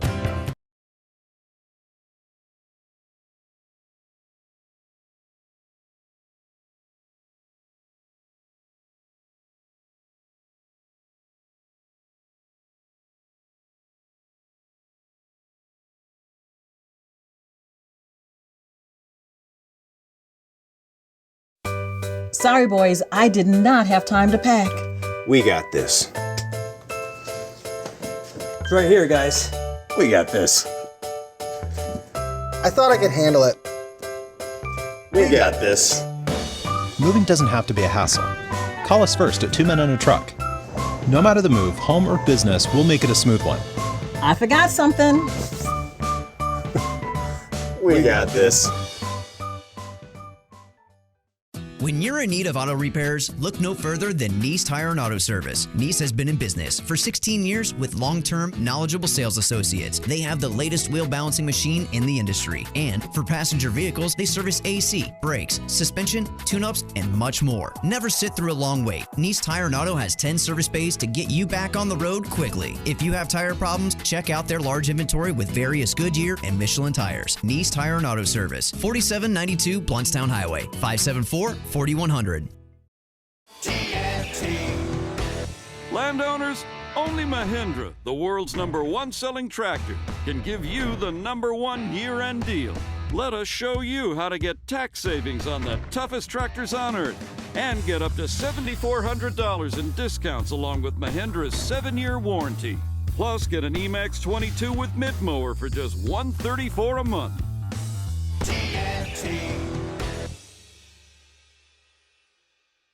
I'm talking tough, like a state of mind. Tough, like a soldier on the front line. Tough when it gets rough, like my Ford truck. Always enough, I'm talking tough. Franklin Spring Creek Ford, the place to find your next truck in southern Georgia. I'm talking tough. Hey y'all, we're Chris and Preston from Low Cash. Head to Franklin Spring Creek Ford and see them about all of your vehicle needs. Approved credit. See dealer for details. Program restrictions may apply. Tired of your normal two-piece kit? Build your own kit with Makita and Cornerstone Tool and Fastener. Buy a 5 amp-hour starter pack and choose 2 free Bear Makita tools. If all you need is an impact driver and recip saw, then that is your kit. You also receive a 3-year warranty on lithium-ion tool and battery. Check out other Makita residential construction specials as well. Cornerstone Tool and Fastener is also your home for OSHA-compliant dust solutions for all your concrete needs. Cornerstone Tool and Fastener, 1110 Stuckey Ave and 3269 Crawfordville Highway, Tallahassee location, open Saturdays, 8 a.m. to noon. Football is here, Tallahassee, and if you're not watching the games at Tallahassee's favorite hangout, the Fourth Quarter Bar and Grill on North Monroe Street, you're missing out. With over 28 TVs, you'll never miss a second of the action. Kick your week off with Monday Night Football, where you'll get 2-for-1 wells, calls, and drafts all night long. Then there's Tuesday Night Trivia with Professor Jimmy. Go win yourself some money. What about lunch? Weekdays, pick from over 20 menu items for just $7.50, including a drink. What you doing for Thursday Night Football? How about the Fourth Quarter, where you'll get 225 domestic drafts, 275 domestic bottles, and $4 Jaeger bombs. No weekend would be complete without Bubbles and Brunch. From 7 a.m. to 2 p.m., get all the mimosas and Bloody Marys you can drink and a breakfast for $18.99. Can you say Uber? Knowles, Bucks, Jags, or Finns, no matter who your favorite team is, take it to 2033 North Monroe Street and watch them at Tallahassee's favorite football hangout, the Fourth Quarter Bar and Grill. Nice shot there, Dickie Lang. I'm sure you'll get out of the bunker this time. Here's Cameron from 160. Maybe a 9-iron. No, it's an 8-iron. Probably just hitting it 3/4. It's the season for some pornos. La la la la la la la la. Eddie? What in the world are you doing here? You don't even golf. Be that as it may, Jeff, my holiday spirit knows no bounds. I come bearing gifts. Outstanding. What do you have there, sir? 3 gifts. Gold, frankincense, and mahi fingers for all. Gold and frankincense not included. Very thoughtful of you, Eddie. You don't have to do this, man. That's what we do, man. This is the holiday season. This is the time when you show the people you love and the people that you care about just how much they mean to you. You're absolutely right. I'm glad we get to share this with the community together. Well, that's why I'm here, bud. Well, that, and I want to use that driver you got. It's par 3, Eddie, not using the driver. 7! Gordo's, bringing the flavor and flair of Cuban food to Tallahassee since 1996. You're listening to the Jeff Cameron Show on 97.9 ESPN Radio.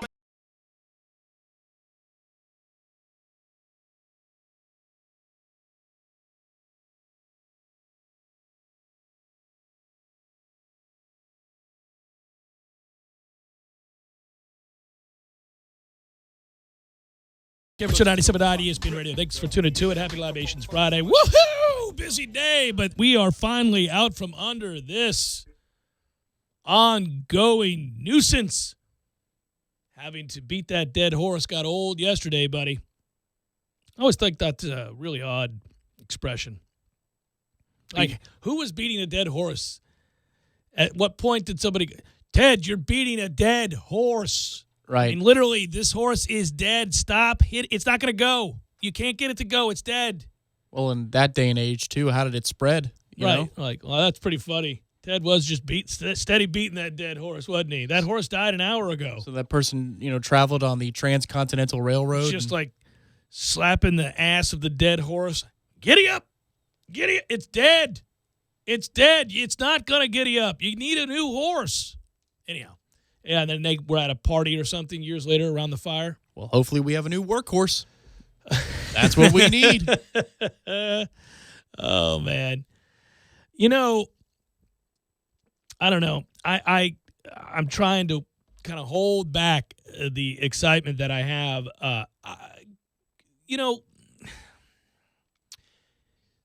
I've tried to, over the years, get better about not just blurting things out that I hear from reliable sources before I really make sure that there is something to it. But there is also something to the idea that when you hear something that's exciting and potentially of great benefit to Florida State in this case, you want to go with it. I mean, you want to go, and you want to go right now.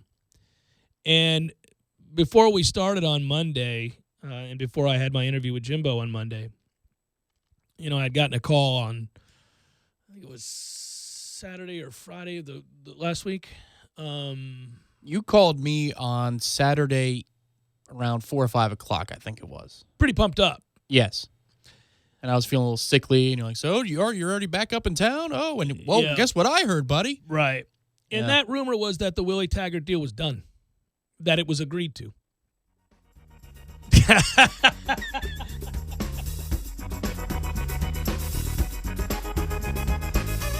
Indeed. Are we going to transfer Lemon over to Willie if he comes? Well, if Lemon can transfer from Georgia down to here through Willie Taggart, I believe so. Woo! Does he get the golf cart? Willie's going to look good in that golf cart, man.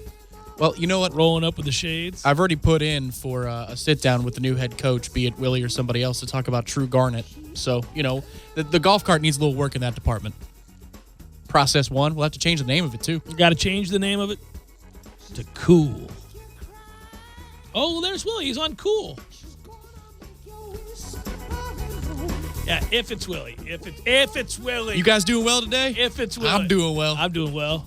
I'm riding around Cool.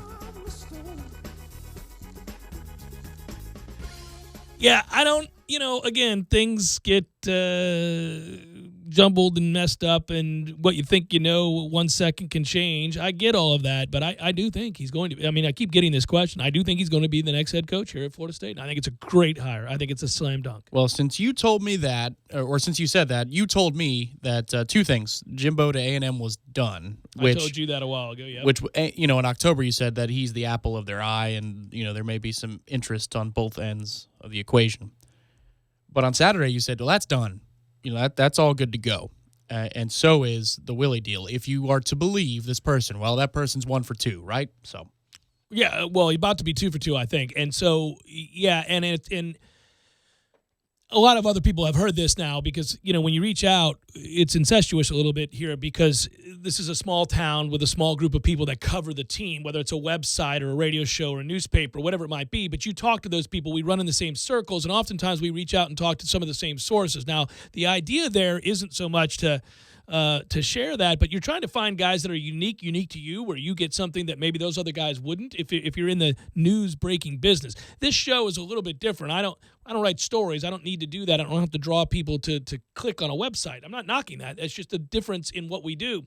But yeah, there is value in breaking a story. And so you try to reach out and you garner those sources and you do those things.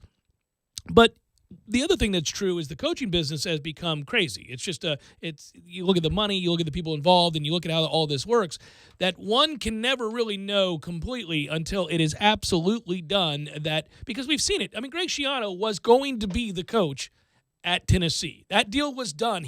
I can tell you, he was on a plane with Jimmy Sexton, and they had to turn around. I mean, so that's as close to, the guy's flying in. Right. And it got turned around. So that's what leaves you reticent to announce officially these kinds of things. But because a lot of you are asking about the rumors I've heard and the conversations I've had, I'm telling you, everything seems to be pointing to Willie Taggart being the next head coach at Florida State. That's why I mentioned his name last week. Well, and since we let the last Saturday cat out of the bag a little bit, I'll ask you this, because now we're on the air instead of off the air. What you've heard from that point to this point makes you more certain that it's going to be? Yeah, more certain. Okay, there it is. Now, that doesn't mean it's a done deal, because Les Miles was the coach of Michigan for a couple hours, and right? Oh, by the way, I always kind of actually oddly felt bad for Kirk Herbstreit there, because that was true. He backed out at the last second. And when he went, I think the thing that was wrong there was when he came out, meaning Les did later, and said there was never anything. That's not true. That's not fair, and it's not true. There was something to that. He has to say that, though, of course he has to say it, but it sucked for him because he wasn't wrong about that. And if you remember, it was at that point Herbstreit said, "That's it. I'm done. I'm done with the news breaking business. Not going to do it. I'll react to everything. I'm not going to do this anymore because it hurt my reputation, it hurt my company's reputation, whatever." And now listen, he's got a great job and he does a good job in my opinion. People have their feelings about him, but I remember feeling kind of bad thinking, you got screwed, sir. You got screwed because somebody, probably a president or athletic director, told you the deal was done, and you'd like to believe that that's enough to go with. But Kirk and Jimbo have a good relationship. So if you hear something about, this situation and it seems to be a little bit more pro Jimbo, just understand, and this was good for us during the Jameis Winston saga. Kirk was one of the few in the national media who said, hang on a minute here, with the Jameis scenario as it was playing out in 2013 and obviously into 2014, he was just a distraction at that point because anything that he did, the media would cover tenfold. Sure. But Kirk would stand up because he and Jimbo would talk, behind the scenes, and he and Jimbo get along quite well. So that's always going to be, if he references something that has to do with Jimbo Fisher, typically speaking, he's getting at least a good deal of his information and perspective from a heart-to-heart with Jimbo Fisher. Yeah. Yeah, no, I think, too, that you heard a lot of people, whether it was Booger McFarland, whether it was Kirk Herbstreit, whether it was, I heard any number of analysts from ESPN go on other shows across the country or go on national shows and say, well, it appears that Jimbo Fisher and the administration aren't getting along right now and there's been a falling out. Well, Jimbo was telling people that. And he told me that. Without saying those exact words, but the sentiments he relayed to me were enough for me to know that, man, this thing is broken a little bit. And then later on, that was confirmed. Later on, you had the article in which you have the university president quoted and others saying they don't get along. So Jimbo has been willing to talk about this and express his grievances and the things that he's frustrated by. And at the same time, I do think you're right with people like Kirk and a few others. They've tried, they'll listen, they try to foster great relationships with coaches. They have their personal opinion, but they leave it out. They just listen to the coaches. And that's why I think if the Taggart deal is, in fact, done, and now that Jimbo Fisher is no longer the head coach here, you'll learn of this. Somebody is going to go with that because they're going to talk to him. Specifically, they're going to talk to him. They'll have fostered that relationship from previous coverage in games that ESPN's covered, whatever they may be. And they're going to say it, and they'll say it within the next 24 hours. You're going to hear that. Now, you already know he's the number one candidate. You already know that he's the leading candidate and that he's likely the guy. Florida State's got to put together that contract if it's not already officially put together. I imagine the blueprint for that, the parameters are already agreed to behind the scenes, and now you just get into the logistics. Well, and again, just to return to one major point, Willie Taggart shares an agent with Jimbo Fisher. So if Florida State, Taggart shares an agent, and they're both Nike schools. Right. And if Florida State is dialed in on, Jimbo leaving before Jimbo actually leaves, which we're, again, it's citing about what we can prove. And those are all the reports this week. That Florida State, Gene came on earlier in the week from Ward Chan, said, small committee, they're already looking into it. You had intel that we had already, at least hypothetically reached out to some names as early as last week, maybe earlier. Yeah, at least a week ago, yes. Right. So, also the agent knows exactly what everybody wants to do, this can happen very quickly because it's the happen same today. freaking guy. It could happen today, but here's why, in my opinion, it won't. What they will have done is already told Willie, don't sign anything. Okay, so what you have, obviously, is Oregon getting wind of this earlier in the week, coming to him saying, well, we understand that you're a hot commodity, so how about a raise and an extension, and how about you sign that this week, like now, and we protect ourselves and all that good stuff.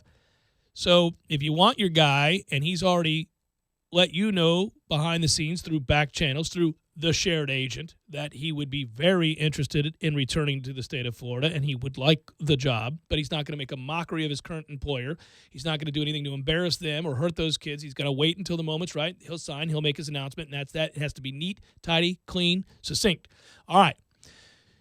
So they'll say, Willie, don't you sign anything. We got to let this play out. Our coach is digging his heels in. We can't fire him, so you got to wait till Saturday because he's coaching the game. Well, all right. That was the assumption earlier in the week. Now, he's gone. He's not coaching the game. You can bet they're moving forward very quickly because they just told you. It's not my opinion. They told you in the release today that that's what they're doing, that they're moving forward very soon, I think was the quote from Stan Wilcox, right? That they would hire a new head coach, Yes. quote, unquote, very soon. Yes.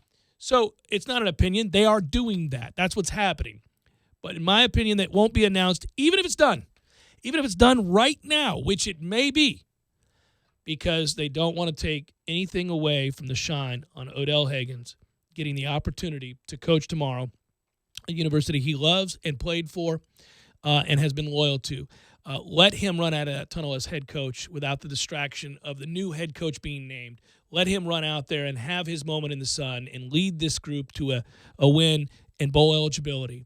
Because what's the difference? If Willie's already agreed, who cares, okay? You can wait a day. So let him have his moment. Go win that game, and let's all celebrate that together. And then maybe that night or maybe the next morning, you'll get the word that we're all waiting on. That seems most likely to me. Yeah, let's rally around 1 in Odell. That's what we're playing for tomorrow, yeah, that's baby. Pretty cool, right? 1 in Odell. Yeah, 1 in Odell indeed. It'll be pretty fun. Jeff Cameron Show, 97.9 ESPN Radio.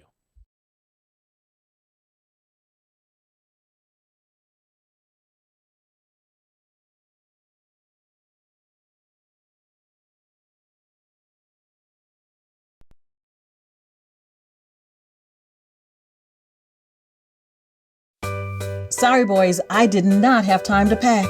We got this. It's right here, guys. We got this. I thought I could handle it. We got this. Moving doesn't have to be a hassle. Call us first at 2 Men on a Truck. No matter the move, home or business, we'll make it a smooth one. I forgot something. We got this.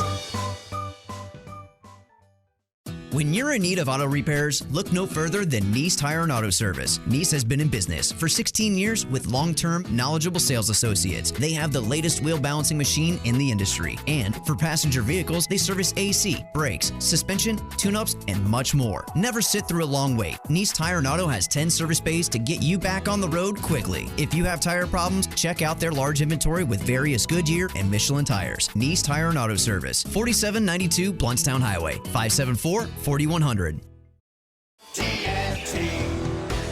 Landowners, only Mahindra, the world's #1 selling tractor, can give you the #1 year-end deal.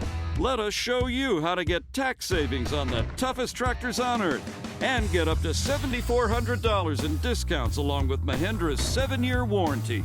Plus, get an Emax 22 with mid mower for just $134 a month.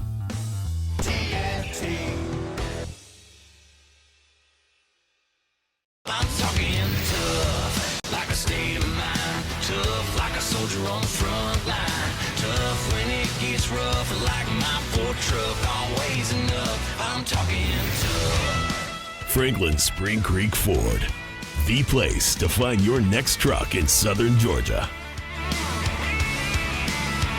I'm talking tough. Hey y'all, we're Chris and Preston from Low Cash. Head to Franklin Spring Creek Ford and see them about all of your vehicle needs.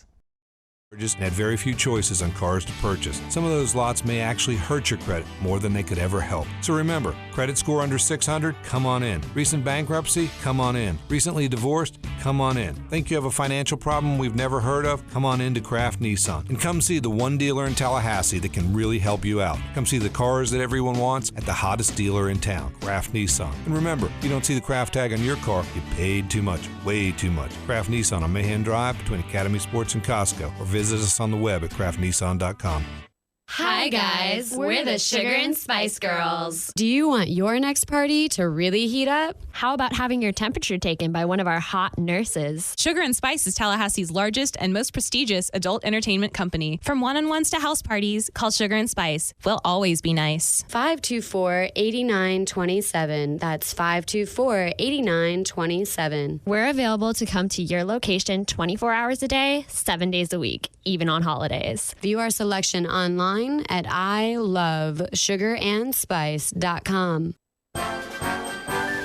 Parker Brothers Roofing says don't play games with your roof. Protect your home and your family. The Parker Brothers tell you the truth. We'll fix your roof, 'cause it's what we do. With quality, integrity, and pride. Parker Brothers Roofing, professional every time. Stay safe and dry inside. Customers constantly tell us that they're getting several estimates to compare apples to apples. You ever bite into an apple and find out the inside is rotten? Cheap roofing quotes are just like that rotten apple. Quote looks shiny and delicious because it's the cheapest, right? But you wind up with that rotten apple that leaks or starts to fail immediately. All roofing quotes are not equal. Cheap estimates equal cheap materials, subpar labor, or both. For quality that lasts, call us at 656-8112. Parker Brothers Roofing, professional every time. Stay safe and dry inside. License number CCC 049350. Tallahassee Sports Center. I'm Lee Gordon. It is official. Jimbo Fisher has resigned at Florida State after 8 years. He will be named the new head coach at Texas A&M. The deal is reportedly somewhere in the range of 10 years, $7.5 million a year. And Jimbo will not coach in the game Saturday against Louisiana Monroe. Odell Haggins will be the interim head coach. The announcement ends a week-long drama fest. The Seminole fans have grown tired of the unknown, some players saying they wouldn't stay if Fisher stayed. And now Florida State will be looking for only its third head coach since the mid-70s. Now, Fisher certainly had great success in Tallahassee. He led the Noles to the 2013 National Championship and produced 10-win campaigns in 6 of his first 7 seasons. A lot of names being thrown around right now. Willie Taggart from Oregon. Charlie Strong is another name. Florida State in an all-out search now to get a new head coach, especially as recruiting season is in full swing. Live from the Dale Earnhardt Jr. Buick GMC Cadillac Studios in the capital city of Tallahassee, this is the Jeff Cameron Show on 97.9 ESPN Radio. It's Libations Friday, brought to you by Corner Pocket Bar and Grill. Corner Pocket Bar and Grill on Appalachie Parkway. Tallahassee loves the Corner Pocket.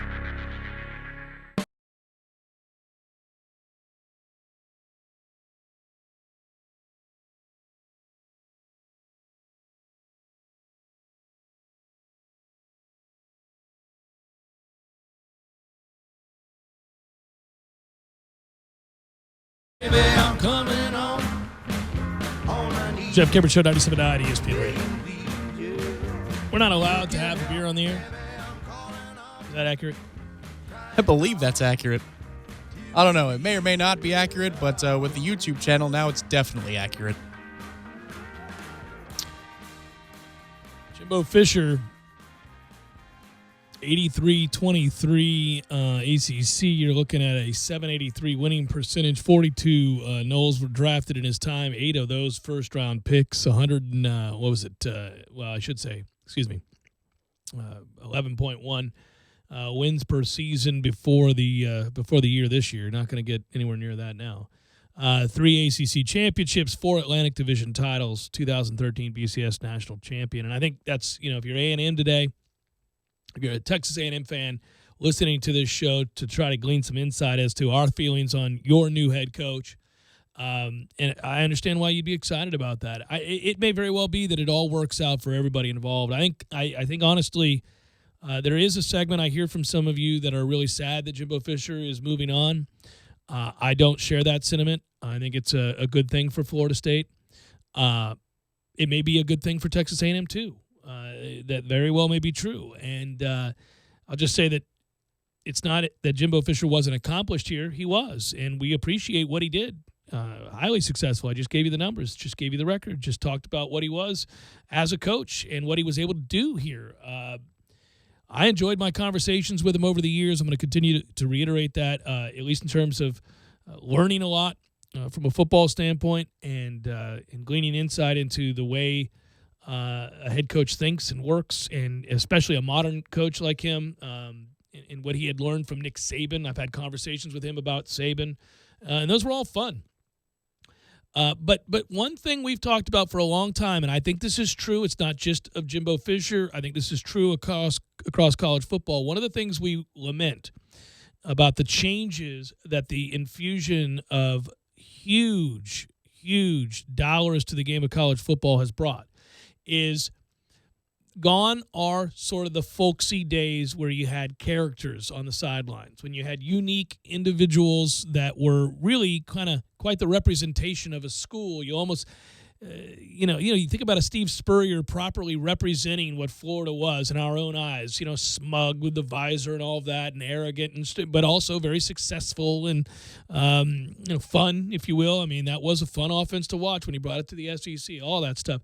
And you think about old school guys, go back to the Bear, or go to Bo, and you go wherever you want to go. I mean, you had these guys for a long time. Certainly before we knew Joe Paterno was ignoring child rape, there was Joe Paterno and the way he was thought of in a good light, and Bobby Bowden, obviously for us anyhow, chief amongst those kind of folksy guys that were a great representation of the university. But that's all kind of gone now. You've got systems guys, 20-hour-a-day guys, huge money guys that come in, they make changes, they have success rather quickly when they implement their system, but they also burn out very quickly. And they're also devoid of sort of that aw shucks stuff. You don't get a lot of that anymore. One by one, as those guys retired, you really kind of thought to yourself, man, it's going to be a bygone era. No more Bear Bryants of the world and all that good stuff. It's changed. And I think Jimbo Fisher is a great representation of that. I think he's a guy that could come in and fix something. I think he's a guy that will have a plan in place, a system, a way of doing things that he gleaned from Nick Saban, and he will implement that, and people will most assuredly buy in. I'd like to believe he'll learn from the mistakes he made here and also from the successes he had here at his next job. The point is, those guys burn bright, but they also they run hot, and they're very difficult to stomach when things start to go a little south. So you got to win, and you got to win quick, and you got to capitalize on those opportunities, because 6, 7, 8 years down the road, it oftentimes begins to get stale, and the message begins to fall on deaf ears and does not resonate the way that it once did. And I think Florida State was at that place. Today is a good day. These two sides needed to part ways. You can say thank you, good luck, and also still be elated as you sit there today as a Nole that Florida State gets the opportunity to get out from under this ridiculous contract and start anew with a cupboard that's full and a chance to compete back for national championships with a new guy. Yeah, the fun part about this, too, is we're in a unique situation where our coach is departing and you can watch him coach somewhere else. In my lifetime, that's never been the case. When Bobby Bowden was done, he's done. Now, we've seen coordinators like Mark Richt. We've seen defensive coordinators like Mark Stoops and other assistant coaches over the years make their way up the ranks at a different university. You say, oh, well, I remember when he was a graduate assistant here at Florida State. But not a head coach. Kirby Smart. Right. Oh, exactly right. Yeah. But you watch Jimbo now move on to Texas A&M, and we'll be keeping an eye on what he's doing over there, because we know the ins and outs of what Jimbo Fisher is like. And so every time he has a press conference that either stirs emotions for the right reasons or wrong reasons out there in College Station, well, we're going to take part in that here. I mean, that's a channel we're going to flip to as Noles fans. We're going to check out the Texas A&M game when they play Texas. They don't anymore. When they play Alabama, they play LSU. Yeah, add that to the ledger. So you get to play. Hey, let's get that game back. Well, they play Clemson. Let's get Texas A&M playing Texas and Clemson and Alabama and LSU and Auburn, and then occasionally across the line there. You get a little Florida, a little Georgia. Yeah. Good luck with that. Right. That's it's fascinating for that university that they chose that route, but the money, I mean, is obscene. They have a lot of money themselves, and they're getting a lot of TV money on top of it. They fire all the time. That's fair. And maybe they buy out Jimbo in 5 years. But either way, we're going to be watching as it all develops, and that's just, to me, it's like I'm adding another team I'm going to keep my eye on. I didn't care 2 bits about Texas A&M, with or with Johnny Manziel. I've never cared about Texas A&M, but now I'm going to check in every once in a while. Why not? Well, of course you are, because you're also going to watch him facing Alabama every year against his former mentor, and it's his opportunity to take what he learned and utilize it to beat and surpass Alabama, which, by the way, the folks at Texas A&M are expecting him to do. Make no mistake about this. When you pay a man that much money and you go all in at 7.5 per for 10, you're not expecting runner-up status. You're expecting to win championships. And again, in his first 4 or 5 games next season, he's going to be playing Clemson and Alabama because they signed a deal to play Clemson. So there you go. He got a little Dabo love anyway, and he's going to get to play Nick Saban now for consecutive seasons. This was just the first of many this past Labor Day weekend. Yeah. No, it's going to be fun from afar. It will be awfully odd to see him in the not the colors, because they're a little similar, but just the jacket and the pullover, whatever he's wearing when he runs out of the tunnel there. The first time you see that, it is going to be strange. You know, I mean, I'm like most fans in that whatever my head coach is wearing on a particular day, I take note of that. Well, that's sharp. That's a good look, Jimbo. Oh, no, we can't. That's just too laid back. Stop with that. You got to do better than a sweatshirt. Oh, that looks good. Look at Mike Nolan in the suit. Woo! That guy was never having it, right? Every time I saw that guy, look at that beast. He's not having it. And then he stunk. But he won the coach's outfit game every week. Big time, man. He was old school.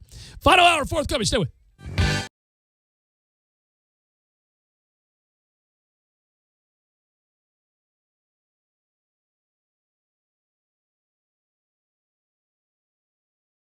When you're in need of auto repairs, look no further than Nice Tire and Auto Service. Nice has been in business for 16 years with long-term, knowledgeable sales associates. They have the latest wheel balancing machine in the industry. They service AC, brakes, suspension, tune-ups, and much more. Never sit through a long wait. Nice Tire and Auto has 10 service bays to get you back on the road quickly. If you have tire problems, check out their large inventory with various Goodyear and Michelin tires. Nice Tire and Auto Service, 4792 Bluntstown Highway, 574-4100. Landowners, only Mahindra, the makers of the toughest utility vehicles on earth, can give you the best year-end deal on earth.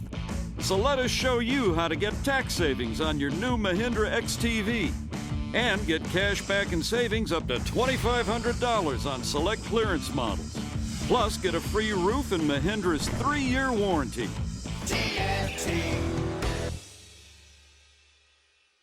I'm talking tough, like a state of mind. Tough like a soldier on the front line. Tough when it gets rough, like my Ford truck, always enough. I'm talking tough. Franklin Spring Creek Ford, the place to find your next truck in southern Georgia. I'm talking tough. Hey y'all, we're Chris and Preston from Low Cash. Head to Franklin Spring Creek Ford and see them about all of your vehicle needs. Sorry, boys, I did not have time to pack. We got this. It's right here, guys. We got this. I thought I could handle it. We got this. Moving doesn't have to be a hassle. Call us first at 2 Men and a Truck. No matter the move, home or business, we'll make it a smooth one. I forgot something. We got this. 5032 Capitol Circle Southwest. Visit them online at myhobbitonline.com. Dale Earnhardt Jr. Buick GMC Cadillac is back at it, supporting the High School Scholar Athlete of the Month on 97.9 ESPN Radio. Listen every Wednesday to hear our monthly winners. Check them out at Dale Earnhardt Jr. Buick GMCCadillac.com. Nice shot there, Dickie Lang. I'm sure you'll get out of the bunker this time. Here's Cameron from 160. Maybe a 9-iron. No, it's an 8-iron. Probably just hitting it 3/4. It's the season for some Gordos. La la la la la la la la la. Eddie? What in the world are you doing here? You don't even golf. Be that as it may, Jeff, my holiday spirit knows no bounds. I come bearing gifts. Outstanding.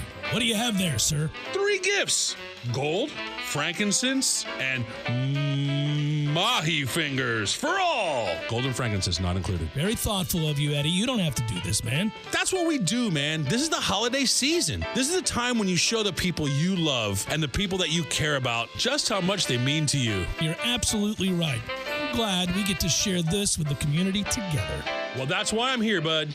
Well, that, and I want to use that driver you got. It's par 3, Eddie, not using the driver. 7! Gordo's, bringing the flavor and flair of Cuban food to Tallahassee since 1996. Need help moving? 2 Men and a Truck Tallahassee provides professional home and business move services, both locally and long distance. For your next move, visit 2men.com or call them at 850-224-2232. 2 Men and a Truck, the movers who care. Can't decide between fresh steak, seafood, or wings? Well, Miller's Ale House on Appalachia Parkway has it all. From center-cut sirloin and original pastas to fresh salads and favorites like Miller's Signature Zingers, tossed in your favorite sauce. Miller's Ale House has a full-service bar featuring more than 75 beers, plus wine and liquors. Bring the family to watch the big game inside or on their covered patio on one of over 60 HD TVs. However you come to relax, you will have a good time and great food at Miller's Ale House on Appalachia Parkway. I have known for some time now that some insurance companies are not exactly being truthful with their customers, stating such things as if you do not use one of their approved body shops, they will not guarantee the repairs, or it may cost you more out of pocket. Here at Lisa's Paint and Body Shop, the work we do is guaranteed for as long as you own your vehicle. Lisa's Paint and Body Shop, 385-2665. License number MP46050. This is 97.9 ESPN Radio, WTSM, Woodville, Thomasville, Tallahassee. Live from the Dale Earnhardt Jr. Buick GMC Cadillac Studios in the capital city of Tallahassee, this is the Jeff Cameron Show on 97.9 ESPN Radio. It's Libations Friday, brought to you by Corner Pocket Bar and Grill. Corner Pocket Bar and Grill on Appalachia Parkway. Tallahassee loves the Corner Pocket.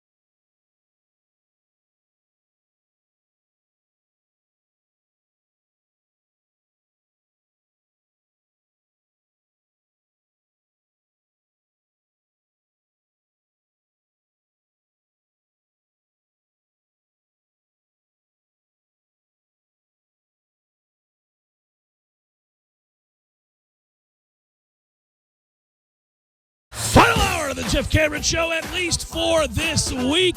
Glorious Libations Friday to you and yours. Loosey-goosey edition of the program. I'm Jeff. That's Tom. We're online, ESPNTallahassee.com. That's where you're going to listen live via the streaming free. Always. Don't miss anything. If you do, remember, we'll post it. All 3 hours of it, in fact, both on iTunes and in our own audio vault. Be sure and go check it out. If you missed in the first hour, we ran an interview with Roy Philpott, play-by-play announcer for ESPN. He gave us some insight in the 3 o'clock hour to who Willie Taggart is and what kind of coach he is, as he interviewed him at length in his preparation for that Oregon State game, a game that Oregon won going away by 52, 59 points, something like that.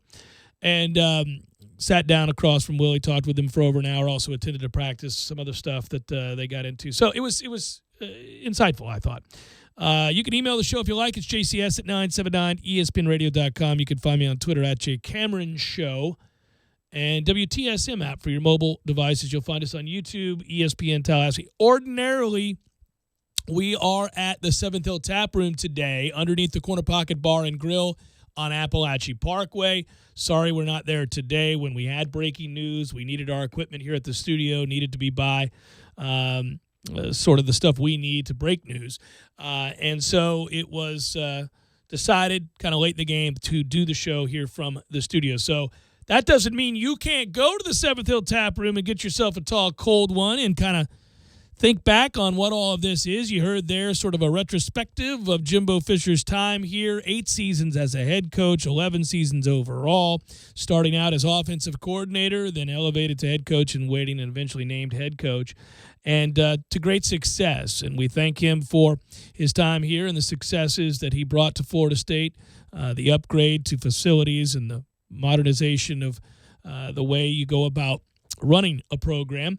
But I do think that it's possible to be grateful and to say thank you and to kind of look back at that time and be appreciative. But it's also okay to say simultaneously that you're elated that this happened, that you think it was time, in fact, to move on. And I do.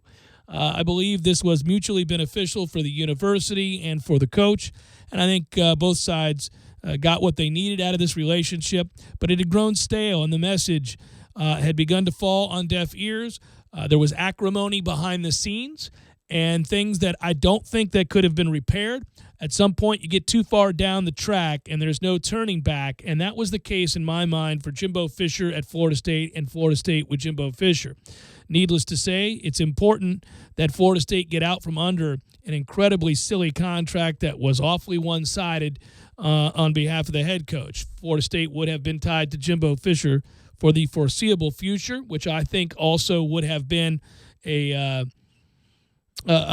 couple of really middling seasons before it reached an ugly conclusion. So you get out from under that contract now, and you're in a good position to move forward and bring in the next guy. The cupboard is not bare, thanks to Coach Fisher and his staff.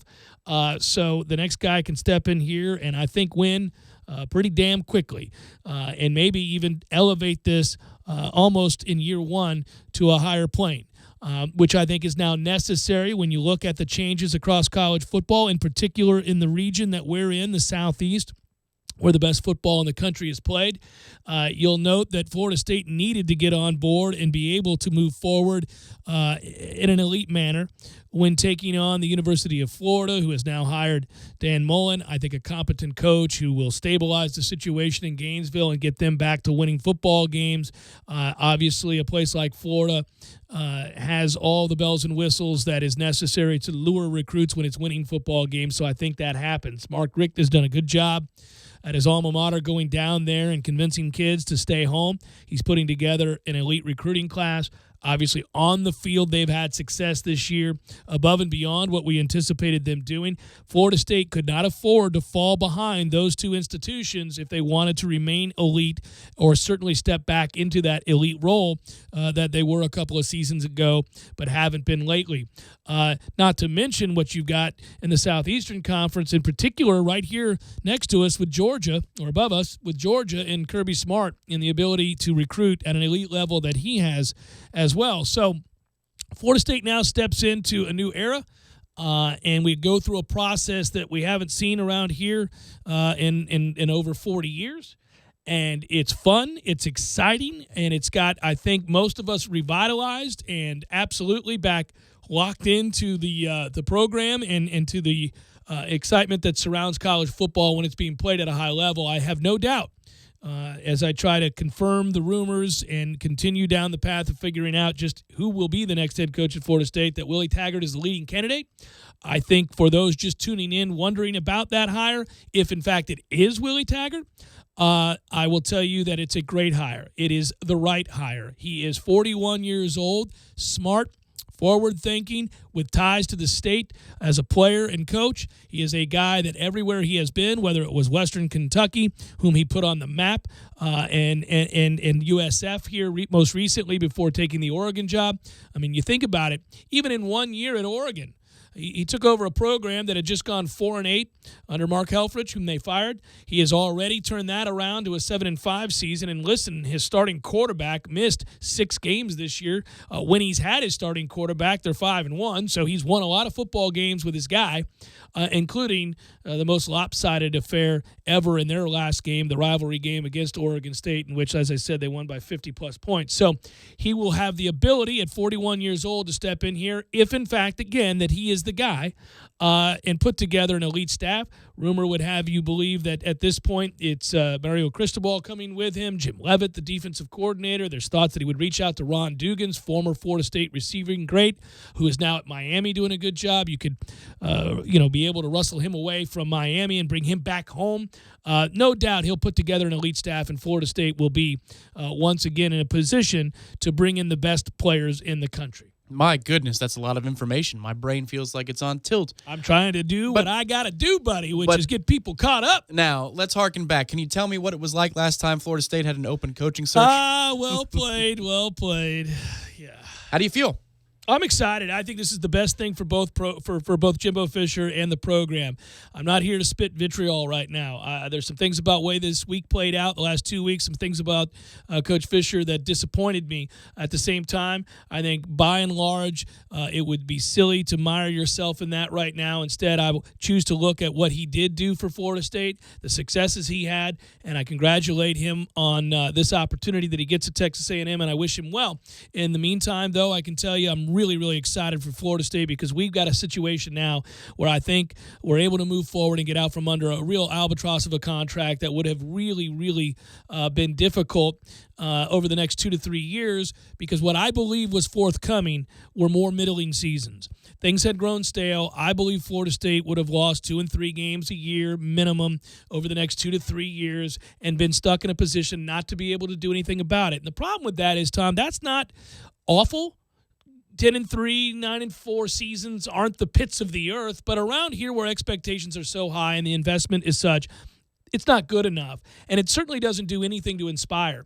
So I think you would have just felt that sort of malaise that you begin to feel when apathy takes over, and it's very, very frustrating. And I believe that's where we were headed, and now you get a chance not to allow that to sink in, and you can move on and do so with gusto. Well, prior to this week, I would have liked to have seen what would have happened if there was a new, coaching staff underneath Jimbo Fisher, and how much of a difference that would have made just by itself. Well, it was something that would have had to have happened, but I still don't think it's going to meet. It would have met what we have now in terms of enthusiasm with a change. Oh, agree. The enthusiasm wouldn't be where it is because it's a love-hate move.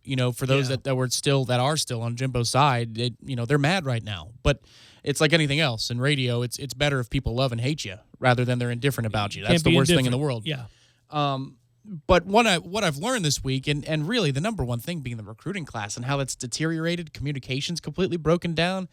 I mean, come on now. That's not how you want to finish out at a job. And that clearly tells me that he was finished here because he would be contacting the recruits personally. That dude is such a worker. He would be contacting those kids personally and saying, listen, hold the fort. I'll let you know who your position coach is going to be, who your coordinator is going to be in a couple weeks' time, but let me work all that out. Just stay the course, and it's all going to be fine. And, the reports are that largely did not happen. So now here we are, and listen, this is only the beginning. This is only the beginning of the news. Who knows how much we're going to know by the time we sign off tonight, by the time we sign on tomorrow morning, 9 a.m. Tallahassee game day, 9 a.m. right here on 97.9 ESPN Radio. By Monday in the coming week, signing day. I mean, there's a lot that's going to be unpacked in these next 3 months. It's going to be a blast. What an uptick in enthusiasm, man. What a new lease on life. I hate to be over dramatic here, and again, I'm not trying to bash the guy that just left, but Things had grown stale and things had grown bitter. And that's really the bigger thing. Things had grown bitter behind the scenes. That's objectively true. Well, it wasn't going to get better, Tom. It just wasn't. It was only going to get worse. Once you've severed ties with certain big-time boosters and money guys, and you've severed the relationship with certain members in the athletic department, I don't know that you're able to come all the way back from that. And my real worry all week long in this, Tom, I'll be honest with you, was that he would choose to come back. Because I think he had cold feet. I think there were some family concerns, and I think there were things that began to give him pause to think about not going. And as the week played out and you heard that he got cold feet and you heard that he was getting nervous about that and that perhaps it wasn't going to be the best thing for him, I realized that while Jimbo Fisher is a good football coach, he wasn't going to be what was best for Florida State moving forward. And I really did worry that going into next season, he would still be here and we would be stuck middling. And that's not, something I was really willing to wrap my brain around and accept. That's not a revelation to somebody who's been listening to the Cameron Show every minute this week, because yesterday we got an email from a lady. What would your reaction be if he stayed? And you had an honest moment where you said, I would be devastated. I said I would be devastated, and then I think I said I'd be bitterly disappointed. Just because, again, it's not about how we feel. It's about the reality of the day-to-day operation. Listen, just try to play it out in your mind here, man, with the way things have gone this season and sort of go through this season. Jimbo Fisher challenged a fan to come out of the stands to fight him. Well, okay, he didn't say fight, but I'm not a dummy, and neither are you guys. He said, come down here and say it to my face. How do you think that plays out? Oh, by the way, he's really lucky that fan didn't choose to take him up on the offer. He would have been fired with cause, and he would have cost himself a job at Texas A&M. That would have been an ugly, ugly scene. Anyhow, having said that, that should never happen. It can't happen, but it did. He repeatedly had awkward press conferences in which he challenged the media and did things that made him, in my opinion, look small and also that were completely unnecessary.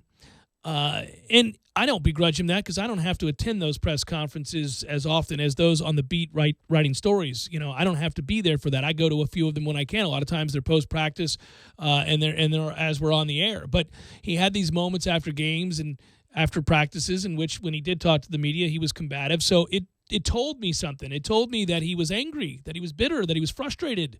And sure, some of that could be attributed to being on the wrong side of the ledger in the win-loss column. I got you. But it seemed like it was certainly weightier than just that. There was something weighing on him. And, people are certainly speculating today what those things could have been and how far back that goes. I don't know the answer to that, and I'm not going to get down into the muck, if you will, for now. Not that I won't talk about it if it's revealed to be true, and not that I will ignore it if it happened, but I choose today to say I think he did a good job here. I think Florida State was better for having had Jimbo Fisher as its head coach. I think we're all very grateful. Those of us that call ourselves Noles are very grateful for those things. Listen, Corey's written about it. You and I have talked about it in private and talked about it on the air too. I know many a fan who made that trip out to Los Angeles not once but twice will remember that for the rest of their life. These are life memories. I was talking earlier today to Tom before we came on the air, and I was almost a little nostalgic because I was thinking back on all the years that, I've talked to Jimbo Fisher, and then the successes on the field and the things we've been able to cover and talk about and the stories we've been able to engage in and the opinions we've had and the debate and everything else. But I thought about the national championship victory against Auburn, and I thought about you and I driving on the 405 in Los Angeles as the sun is going down and we're cranking Tom Petty with the live album on our way to the airport in celebration of Florida State's third national title, going about 100 miles per hour so that we can beat the traffic and get our rental car turned in. I thought about us walking into that airport right on time. Well, couple hours early, knowing that we had several hours early. Knowing that we had some time to kill, and that what better way to do that than at the bar while we talk about having won a national championship. And we did exactly that. And listen, going back the next year, and I know it didn't work out for us, but standing on the field as the sun shone bright over that gorgeous setting, the San Gabriel Mountains, standing there looking across at Oregon and thinking, man, we're back here again. This is amazing. 29 straight wins for Florida State. and all of the haters and all of the people that used to routinely talk about how lucky Florida State got again. The disappointment in Chris Fowler's voice every time he had to announce that yet again Florida State was going to escape with victory. The meme with Leonardo DiCaprio with the Not Tonight haters raising the glass. All that stuff was so fun to be a part of, and in part, along with his staff, Jimbo Fisher is responsible for that, and I'll be forever grateful for that. Man, I echo those sentiments completely because I was on board for all those experiences that you just listed, and as somebody who was in the middle of the lost decade, I mean, come on. This was a route. I mean, my college experience versus what the lucky youngsters had after me, unbelievable difference. And when you look around the state, just the state, and you hear names like Randy Shannon and Al Golden and Will Muschamp and Jim McElwain, we sat around and laughed. This was a rousing success of a time here at Florida State. We were the envy of those schools. And Jimbo, when he's absolutely honed in and ready to go, is very good. He's a badass recruiter who's capable of not only bringing in somebody like Jameis Winston or Timmy Jernigan. He assembled a 22-man depth chart, the first team for the ages for that 2013 team. They all went and played the NFL, all of them. Well, at minimum, they got a cup of coffee. Unbelievable, man. I remember driving, you and me and Alicia driving to Clemson, South Carolina, and Greenville, South Carolina, and sitting at that bar and having a beer, and then going to that game, and of course standing down on the field as they tried to set the noise record, and they had the noise meters down there measuring all of that, and the 45-minute bus ride for Clemson before they came into the stadium, sure that they were going to get past Florida State and announce their presence in the ACC as the team to beat, and instead the subsequent ass-beating ensued as we watched their fans look on in shock, and Jameis picked them apart. I mean, these are all the kinds of memories that we should look back on now with fondness, and I always will. And it can still be that I say thank you, and hey, in a weird way, I'm saying good riddance. Time was up. Yeah, as much as that all makes me smile, and it does, these are memories that I'm not going to remember today as much as I'll remember all of those days. I mean, it's not even going to be close. This will be a memorable day for the professional career because this was haywire from top to bottom this week in general. But as happy as all those things make me, you know, we suspected it before this week, and we knew it by the time we got to about Tuesday or Wednesday. What's best for the program? Oh, yeah. Coaches are going to come and go. Yeah, it's time to part ways, yeah. We're fans for life, are we not? Oh, well, everybody, of course. It's about what's best for Florida State. And today you get the good news that what's best for Florida State is going to happen now, is going to be allowed to happen because he's resigned and moved on. And now, you know, it's a countdown. We sit and wait. We hope that an announcement comes in soon. The university released a statement. I'll read that back to you momentarily when we come back. It's Jeff Cameron Show, 97.9 ESPN Radio.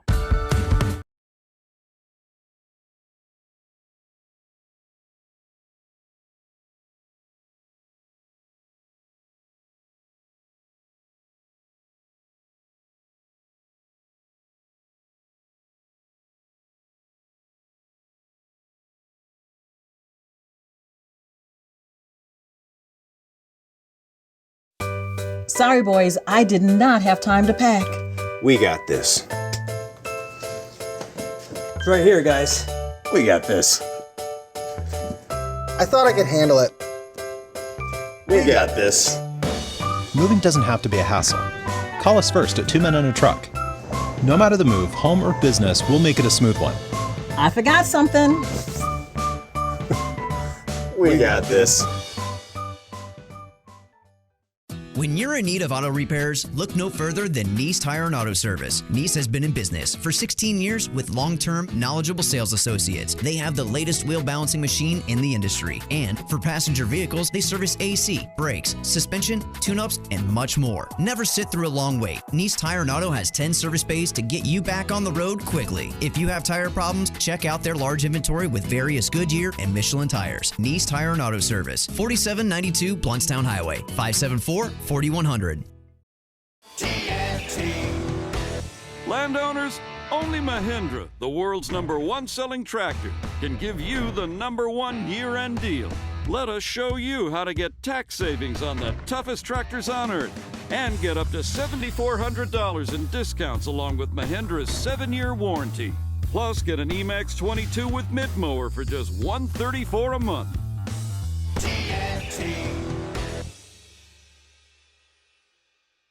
I'm talking tough, like a state of mind. soldier on the front line. Tough when it gets rough, like my Ford truck, always enough. I'm talking tough. Franklin Spring Creek Ford, the place to find your next truck in southern Georgia. I'm talking tough. Hey y'all, we're Chris and Preston from Low Cash. Head to Franklin Spring Creek Ford and see them about all of your vehicle needs. Fresh and delicious. Food that connects you to your body, to the seasons, and to the natural world. We believe food should nourish you and help you think. It should help you feel calm, clear-headed, and strong. It should help you do more, sleep better, and wake up happier. That's food that lives up to its name. We believe in real food. Whole Foods Market. Wow, this is great. E+. E+? Is that like A+? It's better. The E stands for easy. Easy Plus? Yep, easy ways to save energy, water, and money from the City of Tallahassee Utilities, your own utilities. The City of Tallahassee Utilities has created easy ways to monitor your account with E+ online. We can pay online, we can check our balance online, compare usage history online, and even take a free online energy audit. And I see the City of Tallahassee Utilities has created a new smart bill. Once we enroll, we do everything online. Billing, paying, everything. What a time saver. Not to mention saving energy, water, and money. And when we download the City of Tallahassee Utilities Digitally smartphone app, we can do everything on our phone. Pretty incredible. Plus, there are new authorized payment locations, like some local gas stations, grocery stores, other city departments, and more. We can even go to the Renaissance Center at 435 North Macomb Street to pay our bill. Wow. The E really does stand for easy, doesn't it? It sure does. E+ from the City of Tallahassee Utilities. Your own utilities. O'Reilly. Looking for the perfect gift this holiday season? Stop by O'Reilly Auto Parts. We have great gift ideas to fit every budget. Have someone hard to buy for? Try an O'Reilly gift card. They're available for any amount and can be used at any O'Reilly Auto Parts store or online at O'ReillyAuto.com. O'Reilly Auto Parts. Better prices every day. O'Reilly Auto Parts. At Amazon, we've got everything you need for the perfect holiday get-together. From wining to dining to reclining together afterwards. And get free shipping on over 100 million items with eligible orders over $25, only at Amazon, for all your entertaining and gifting needs. So whether it's a small family gathering or a whole house full, if you're hosting good times this holiday, visit Amazon. Need help moving? 2 Men and a Truck Tallahassee provides professional home and business move services, both locally and long distance. For your next move, visit 2men.com or call them at 850-224-2232. 2 Men and a Truck, the movers who care. Hi, Chris Kraft for Kraft Nissan, introducing Nissan's Express Service. Express Service means oil changes in 45 minutes or less, with no appointment necessary. Here's how it works. When you come to Kraft Nissan for an oil change, you're greeted by a dedicated Express Service advisor. Sign the advisor's iPad and have a seat in our waiting room. A team of 2 lube technicians will immediately take your car directly to service and complete the oil change. And remember, Kraft Nissan services all makes and models. We sell tires for less. Compare us to the box stores and compare us to the tire stores. We'll beat their price. Plus, new tires come with free rotations for the life of the tires. We also have our Value Advantage line of parts that are priced to compete with aftermarket and parts stores, but still have full Nissan factory warranty. So competitively priced that Kraft Nissan will give you a 30-day price match guarantee in writing. And we offer the Kraft Nissan service card, same as cash for 6 months on purchases over $299. So give us a try. Oil changes in 45 minutes or less and no appointment necessary. Just stop by. Kraft Nissan on Mahan Drive between Academy Sports and Costco. Service card with approved credit. You're locked in with the Jeff Cameron Show on 97.9 ESPN Radio.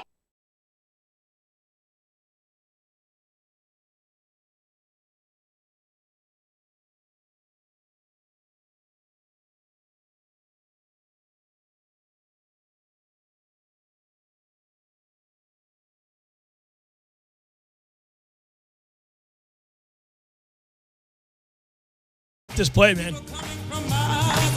It's Libations Friday, baby.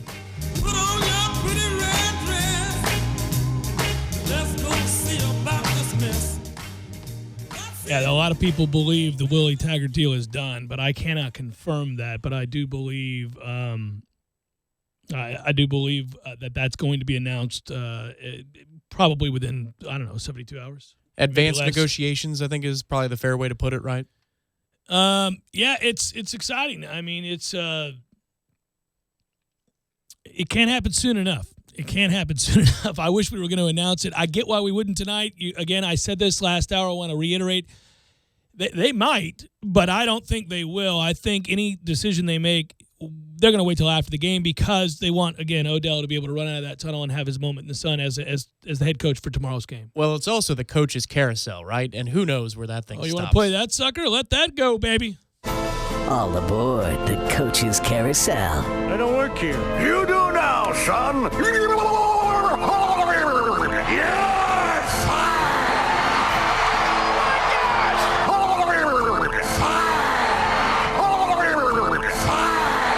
Hold on tight. Well, what you get now is that obviously Jimbo Fisher, if we're going to look at that coach's carousel, is no longer the head coach at Florida State University and is the head coach at Texas A&M. By the way, Tom, do we have an idea when that press conference will take place? I would imagine that Coach Fisher will be announced by Texas A&M and have his moment to stand up there and address those fans and the passionate members of the Aggie support group? Well, the initial reports were Sunday or Monday, right? Because he had to coach tomorrow. But I don't know if that process is going to be expedited. Maybe they'll hold it tomorrow. I haven't heard anything definitive from Texas A&M. I stopped looking at those sources, Jeff, because the deal is done.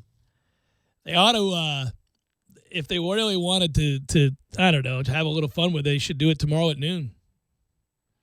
11 Central, everybody. Be there, be square. Yeah. The way it all ended isn't pretty. And it left a bad taste in a lot of people's mouth without question. And I think a lot of people are very frustrated. But again, today's show has largely been about looking back, doffing the cap, saying thanks, moving forward. Doesn't do anybody any good right now, especially because there are some details involved in some of the things that have people angry about Jimbo Fisher's departure and the way that it happened that I can't confirm yet. I don't know how far back he began negotiating with Texas A&M, and that makes a difference in the eyes of Noles everywhere. Were you operating as head coach of Florida State University in good faith? I mean, you would like to know that, but unless you can prove that he had agreed to a deal, but dating back to the first couple weeks of the season, just what's the point? The uncertainty of the coach's carousel being what it is. There's a report out of Eugene. This is a tweet from 12 minutes ago from Mike Snow of KEZI 9. No sign of Willie Taggart or any Ducks players yet. Taggart was scheduled to speak at 2, and he has a photo of all the cameras lined up in front of the Oregon backdrop, and they've got their sponsors back there in the Pac-12, and it's empty. There's nobody standing there. It's one thing that does come to mind when you describe that, and I'm perhaps as I get older getting overly sentimental, but I feel for the Oregon kids, because those are kids that no doubt from what we can tell anyhow certainly have bought in, are all in with Willie, excited about having quickly turned that thing around from 4-8 to a winning record and a team that is upwardly mobile, moving in the right direction. And now if in fact Willie Taggart is tabbed as the next head coach at Florida State, he's got to go in there and tell them that he's moving on, and that's the nature of the beast. And I get all of that. And you commit to a university, not a guy, but right. And we'll see. He could show up in 2 seconds, and he does his press conference as normal. He could also turn Florida State down. I mean, you are dealing with Phil Knight and Nike, and who knows if they do something rash, if they do something that seems rather outlandish and make him an offer of, $6 per or something like that. I mean, at that point, Florida State might not be able to wrestle him away from Oregon. Okay, somebody tweeted at us, give Noel B credit. Jimbo's press conference is set for 10 a.m. on Monday, so that would be 11 local time. Okay. And he'll be on the road recruiting and in the homes of A&M targets by mid-afternoon. I'm sure he will. He's a recruiter who cares deeply. He's a good recruiter, and he's got a chance to make a splash here. See, anytime a coaching change is made, they have to act quickly to capitalize on the momentum that is gained with a new face, a new name, a new fresh set of eyes and ways of thinking about running a program. And so that's going to happen no matter who you are, unless you do something asinine like hire somebody that nobody wants. But yeah, I mean, that's going to happen, and I would expect Jimbo to try to take full advantage of this. Lord knows he's got to do exceptionally well at something he's always done exceptionally well at, which is recruit, because you are not going to win that division and beat rivals like what now will be Alabama, Auburn, and LSU unless you've got really, really, really good players. So he's going to have to do that. I suspect he'll capitalize right now on some huge names even, and I suspect, too, that Florida State, when given the opportunity, once they announce the hiring, if it is indeed of Willie Taggart, will do something very similar. Let's do Beer 30. Fire it up, big man. Let's make it happen. A little Beer 30 action. Count 'em up, pour 'em out. I'll just have a cup of coffee. There it is. It's Beer 30, brought to you by the 7th Hill Tap Room on Appalachia Parkway. Beer 30. I think it is for everybody. Shall we raise a glass, friends? Celebration of having got out from the albatross that was that ridiculous contract, and celebration of a chance to move forward and be great again. Let's do so. Well, and you have an hour and a half left yet, a little bit less than that, to capitalize on the 7th Hill Tap Room's happy hour specials, of which are these. I would really underscore this one, too, for tomorrow, because I think more people are going to be tailgating than probably about 4 or 5 hours ago. Right? Probably more people around Doak Campbell tomorrow. It may actually be better attended than we thought it was going to be, because I got to tell you, I can't wait to see Odell Higgins run out of the tunnel so I can give him a standing ovation. That's awesome. Purchase one 32-ounce canned crowler of deliciousness, and you get the second one half off. And, hey, if you want to try some while you're there, buy 2 pints and get the third pint for free from 4 to 7 p.m. today and tomorrow all day long. If you have the 7th Hill Cup Club Cup, which costs you only $10, you get $1 off all drafts from open to close, and it's Championship Saturday tomorrow. They're also, I think, unveiling some kick-ass stout with coffee. Oh, yes, they have pourings every weekend. Right? The three beans, I think, is what's going on. There's a specialty pouring every Saturday, so that will be no different tomorrow. Yay! I'm looking forward to it. I've really gotten into sours lately too. Yes, you have. I'm going in that direction. I still will always love a stout porter and an IPA, but I'm really going hardcore into the sours. You know what I've liked of late? What? The hard water. Oh, sweet Jesus. Tap 11, guys. Yeah. If you want some sissified hard water, they got it. It's also wintertime. No need to be drinking the hard water. But if that's your thing. It's porter season. That's right. Porter, stouts, IPAs, manly beers. Delicious as they are. Just saying, they're all available. Lots of them. And for your lady friends, hard water. Jeff Cameron Show, 97.9 ESPN Radio.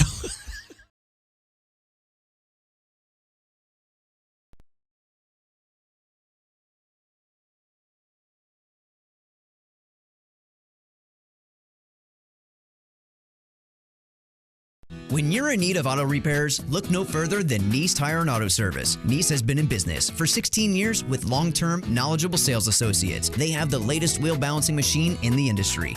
For passenger vehicles, they service AC, brakes, suspension, tune-ups, and much more. Never sit through a long wait. Nice Tire and Auto has 10 service bays to get you back on the road quickly. If you have tire problems, check out their large inventory with various Goodyear and Michelin tires. Nice Tire and Auto Service, 4792 Bluntstown Highway, 574-4100. Landowners, only Mahindra, the makers of the toughest utility vehicles on Earth, can give you the best year-end deal on Earth. So let us show you how to get tax savings on your new Mahindra XTV and get cash back and savings up to $2,500 on select clearance models. Plus, get a free roof and Mahindra's 3-year warranty.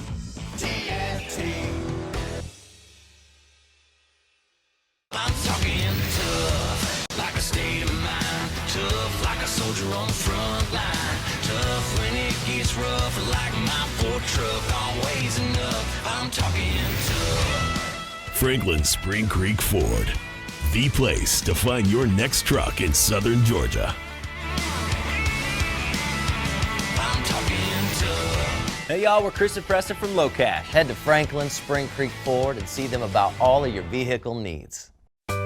Sorry, boys, I did not have time to pack. We got this. It's right here, guys. We got this. I thought I could handle it. We got this. Moving doesn't have to be a hassle. Call us first at 2 Men and a Truck. No matter the move, home or business, we'll make it a smooth one. I forgot something. We got this.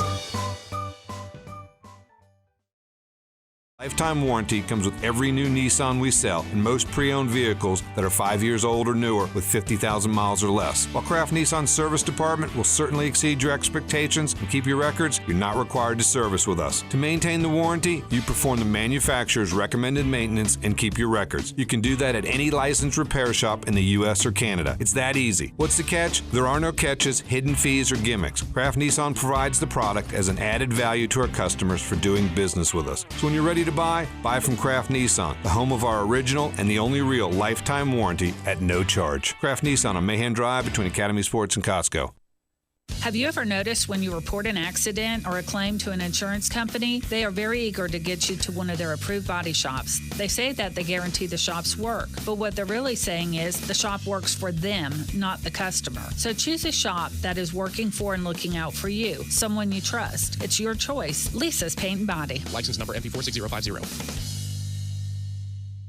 Football season is in full swing, and so is AAA One Transmission. AAA One Transmission is locally owned and operated by Tim Pridgett, who's been servicing the Tallahassee area for over 37 years. Brakes, transmissions, electrical systems, tune-ups, and battery checks. No matter what ails your vehicle, AAA One Transmission can make your automobile healthy again. Don't put off your auto repairs. Stop it at 1023 North Monroe Street or call them at 222-2532. This Day in Sports, brought to you by Super Lube. Super Lube, 19 Tallahassee area locations. Quick, convenient, no appointment necessary. This Day in Sports history. December 1st, 1997. With the team at 1-13 and owning the worst record in the league, the Golden State Warriors were trying to trade their best player, Latrell Sprewell. At an off-day practice, Coach P.J. Carlesimo yelled at Sprewell to make crisper passes. At that moment, Sprewell snapped and choked his coach. Sprewell was traded to the Knicks, but neither man could outlive the choking incident. It's that time of year again where you have to shop for the naughty and the nice. Make it easy. Super Lube it and get rewarded with a free oil change. Right now, visit any of the 19 area Super Lube locations, buy 3 oil changes, and get 1 free. Keep it or give that free oil change to a car lover on your list. Hurry in and make shopping easy with a free oil change from Super Lube. You'll be glad you did.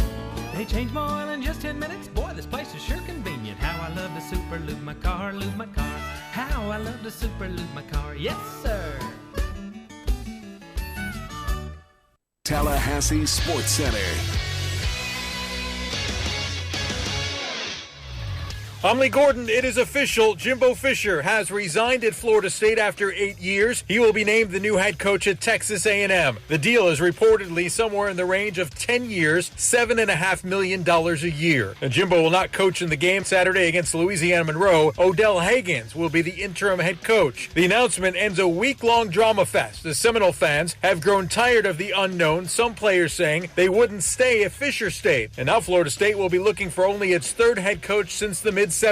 Now, Fisher certainly had great success in Tallahassee. He led the Noles to the 2013 National Championship and produced 10-win campaigns in 6 of his first 7 seasons. A lot of names being thrown around right now. Willie Taggart from Oregon. Charlie Strong is another name. Florida State in an all-out search now to get a new head coach, especially as recruiting season is in full swing.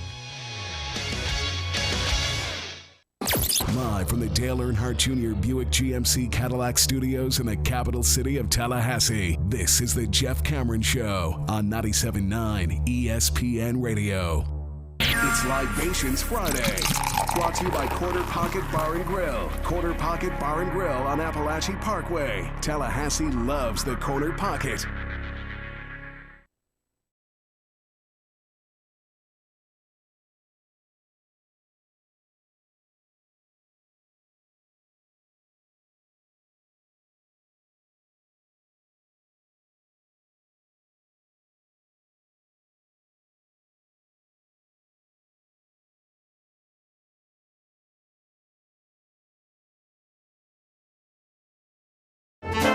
Bizarre.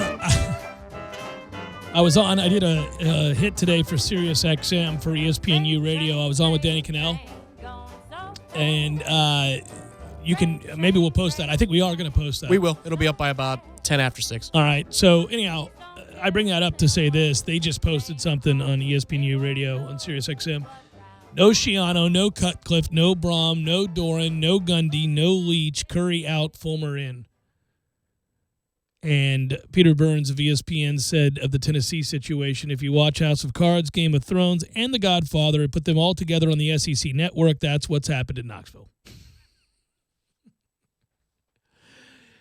I mean, that's just lunacy, right? Yeah, that's glad we're not them. And I think that's what Roy Philpott said when you talked to him, and that was before Jimbo had officially said, no mas, I'm going to go get on that plane to College Station. But, yeah, I'm glad we're not them, and it looks like we're going to be in a pretty good spot come Monday or Tuesday. Imagine Tennessee today went, you know what, man? This is ridiculous. Duke's coach, Purdue's coach, NC State's coach is going, yeah, no, I'm good. I'm all right. I'm going to stay right here at Purdue. I'm going to stay right here at Duke. I'm good, man. I'm good. So at some point, those poor Rocky Top folks said, all right, so here's the deal, man. Can we please tell John Curry to get the hell up out of here? I mean, what are we doing? My man is making us the laughingstock of all sports on an hourly basis. Just willy-nilly opening up the Rolodex, calling whomever, begging for them to take the job only to be spat upon. Can we please fire this man? And Tennessee officials went, yeah, we can. We're going to have to. Imagine that phone call. I mean, Jesus. John, you need to step into the office. Oh, here we go. What took you so long? I mean, you should have fired me when I couldn't get David Cutcliffe to come here, for Christ's sakes. That's a cry for help. I was saying, please. I was like, guys, what do you want me to do? Let me I can't go. get anybody to take this job. What do you want me to do? I mean, damn it, man. You want me to offer it to Mike Leach? Okay, fine. I'll offer it to Mike Leach. He turned us down, too. He did? Yeah. Oh. Yeah. Boy, I'm lost in this Jimbo Fisher stuff. Yeah. I thought that went along swimmingly, those talks. Doesn't he look like the human version of Alf? Yeah, he does. I don't know if that's been out there or something, but that's what he looks like to me. And he was on the wrong end of an ass beating this past weekend in the Apple Cup against Washington. I know that. Whew. I'm going to keep my job at Washington State and not go to Tennessee. That's Wow. right. On the in the Lee Sterling interview that, again, made the cutting room floor, he said, are they sure they want him? Did you see what happened when they played Washington? The Midwestern Washington. Oh, I think we need – what do we need? We got something we got to do, right? It's not Beer 30, but rather What's on Tap, everybody. Hey, everybody, it's time for What's on Tap. Ready for a cold one?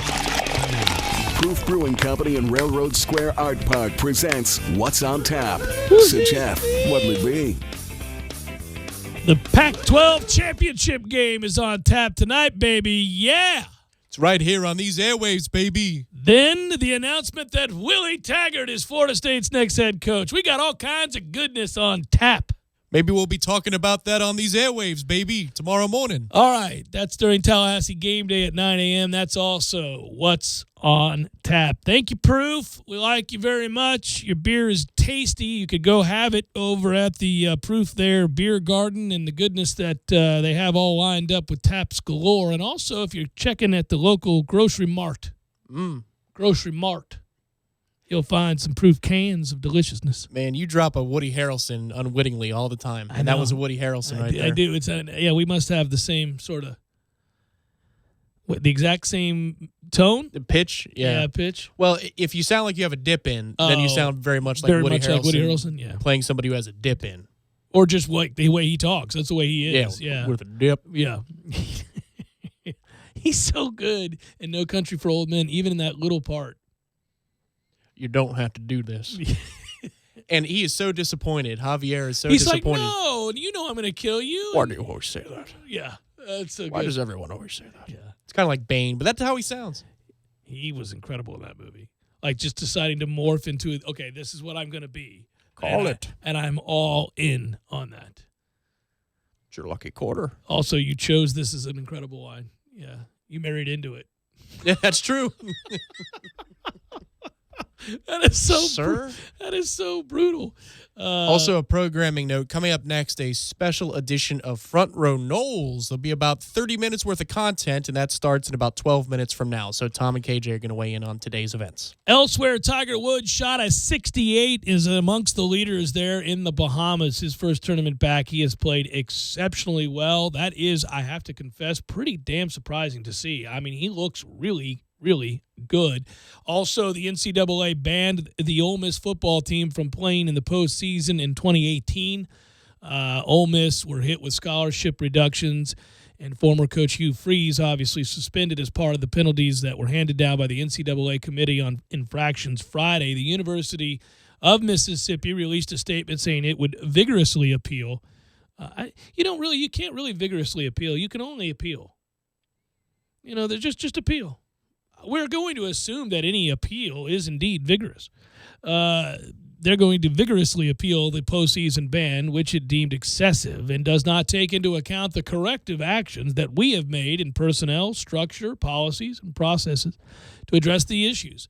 Ole Miss will not participate in the postseason this year. They did go 6-6, though, and from there decided to keep their interim coach on board. And it said to me when they did that at the time that they knew more penalties were coming, because it's at that point that you would choose to keep the interim coach and then decide not to make a push for a real coach, because no coach is going to say yes to that job when these penalties are forthcoming.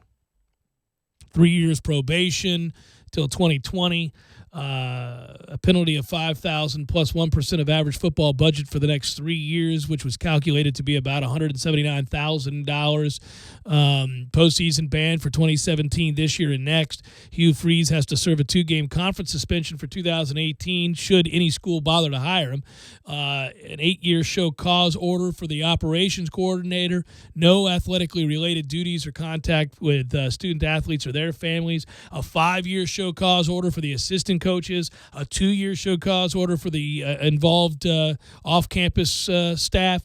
A 5-year show cause order for assistant athletics director. No recruiting activities during that time. They got to vacate all regular season and postseason wins in which ineligibility and students competed that were ineligible. Scholarship reductions, by the way, that's a big-time problem.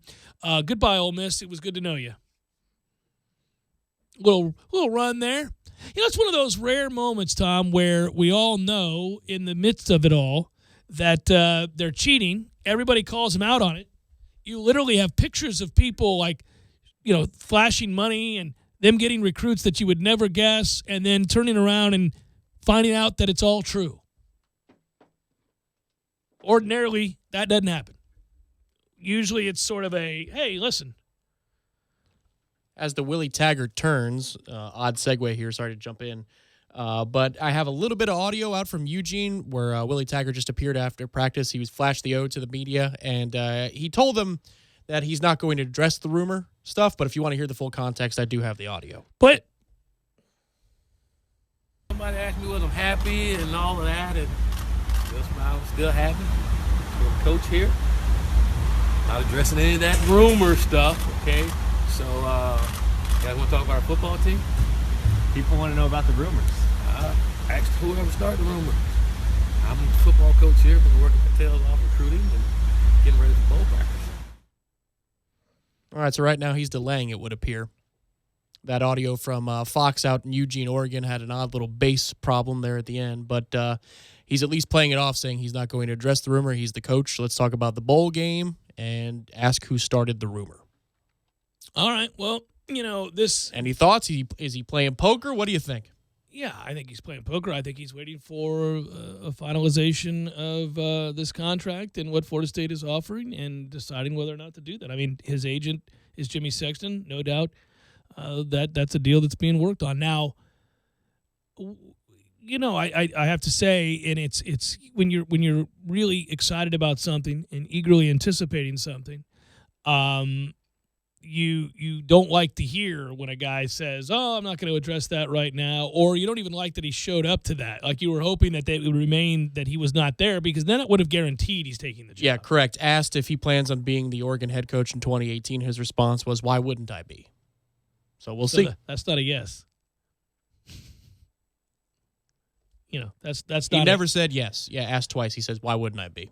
Twice. Yeah, that's not a yes. So you worry about it a little bit, but it'll be very, very interesting to see now. Ooh, it's only the beginning. Oh, man. That's tough. It's frustrating. You got to wait and see. We'll see. I mean, there is a possibility it's not Willie Taggart. He seemed to be the leading candidate all week long. I know that certainly he was contacted, but maybe it is Justin Fuente. Maybe it is this supposed super candidate that weighed in late in the process, and a big name, a big splash name that somebody told me about earlier today. They didn't say the name. They said, hey, there's a third guy out there. You got to hold your horses on all this. So who knows? I mean, they could be getting fielding calls, as I've said before, from a ton of people. We do recruiting once a year, man. With the mystery recruit and all that nonsense. You can survive sort of a lull in recruiting for this year. But, yeah, I mean, obviously they want to get this done in soon. Oh, I'm just saying, we're used to like the whole 3-card Monty thing from recruits. Do we need, coaches and that whole thing to play out? Who's the guy you haven't heard about? Click here, and that's the guy. I'm trying to think of a mystery candidate not named Bob Stoops that was rumored earlier today. Nick Saban. Just kidding. I'll take him. I don't know about you and how you guys feel, but if Nick Saban wants the Florida State job, I'm going to go ahead and say yes to that, all right? That's just me. Good work, Tom. Good work, Matthew. Thanks to everybody who called in or listened. Surely do appreciate it. You be well. Have a great night tonight. And we'll talk to you tomorrow morning, Tallahassee Game Day, 9 a.m. We'll get into what we learned overnight and everything else. Front Row Knowles special edition, a little 15-minute jobber here in just a moment.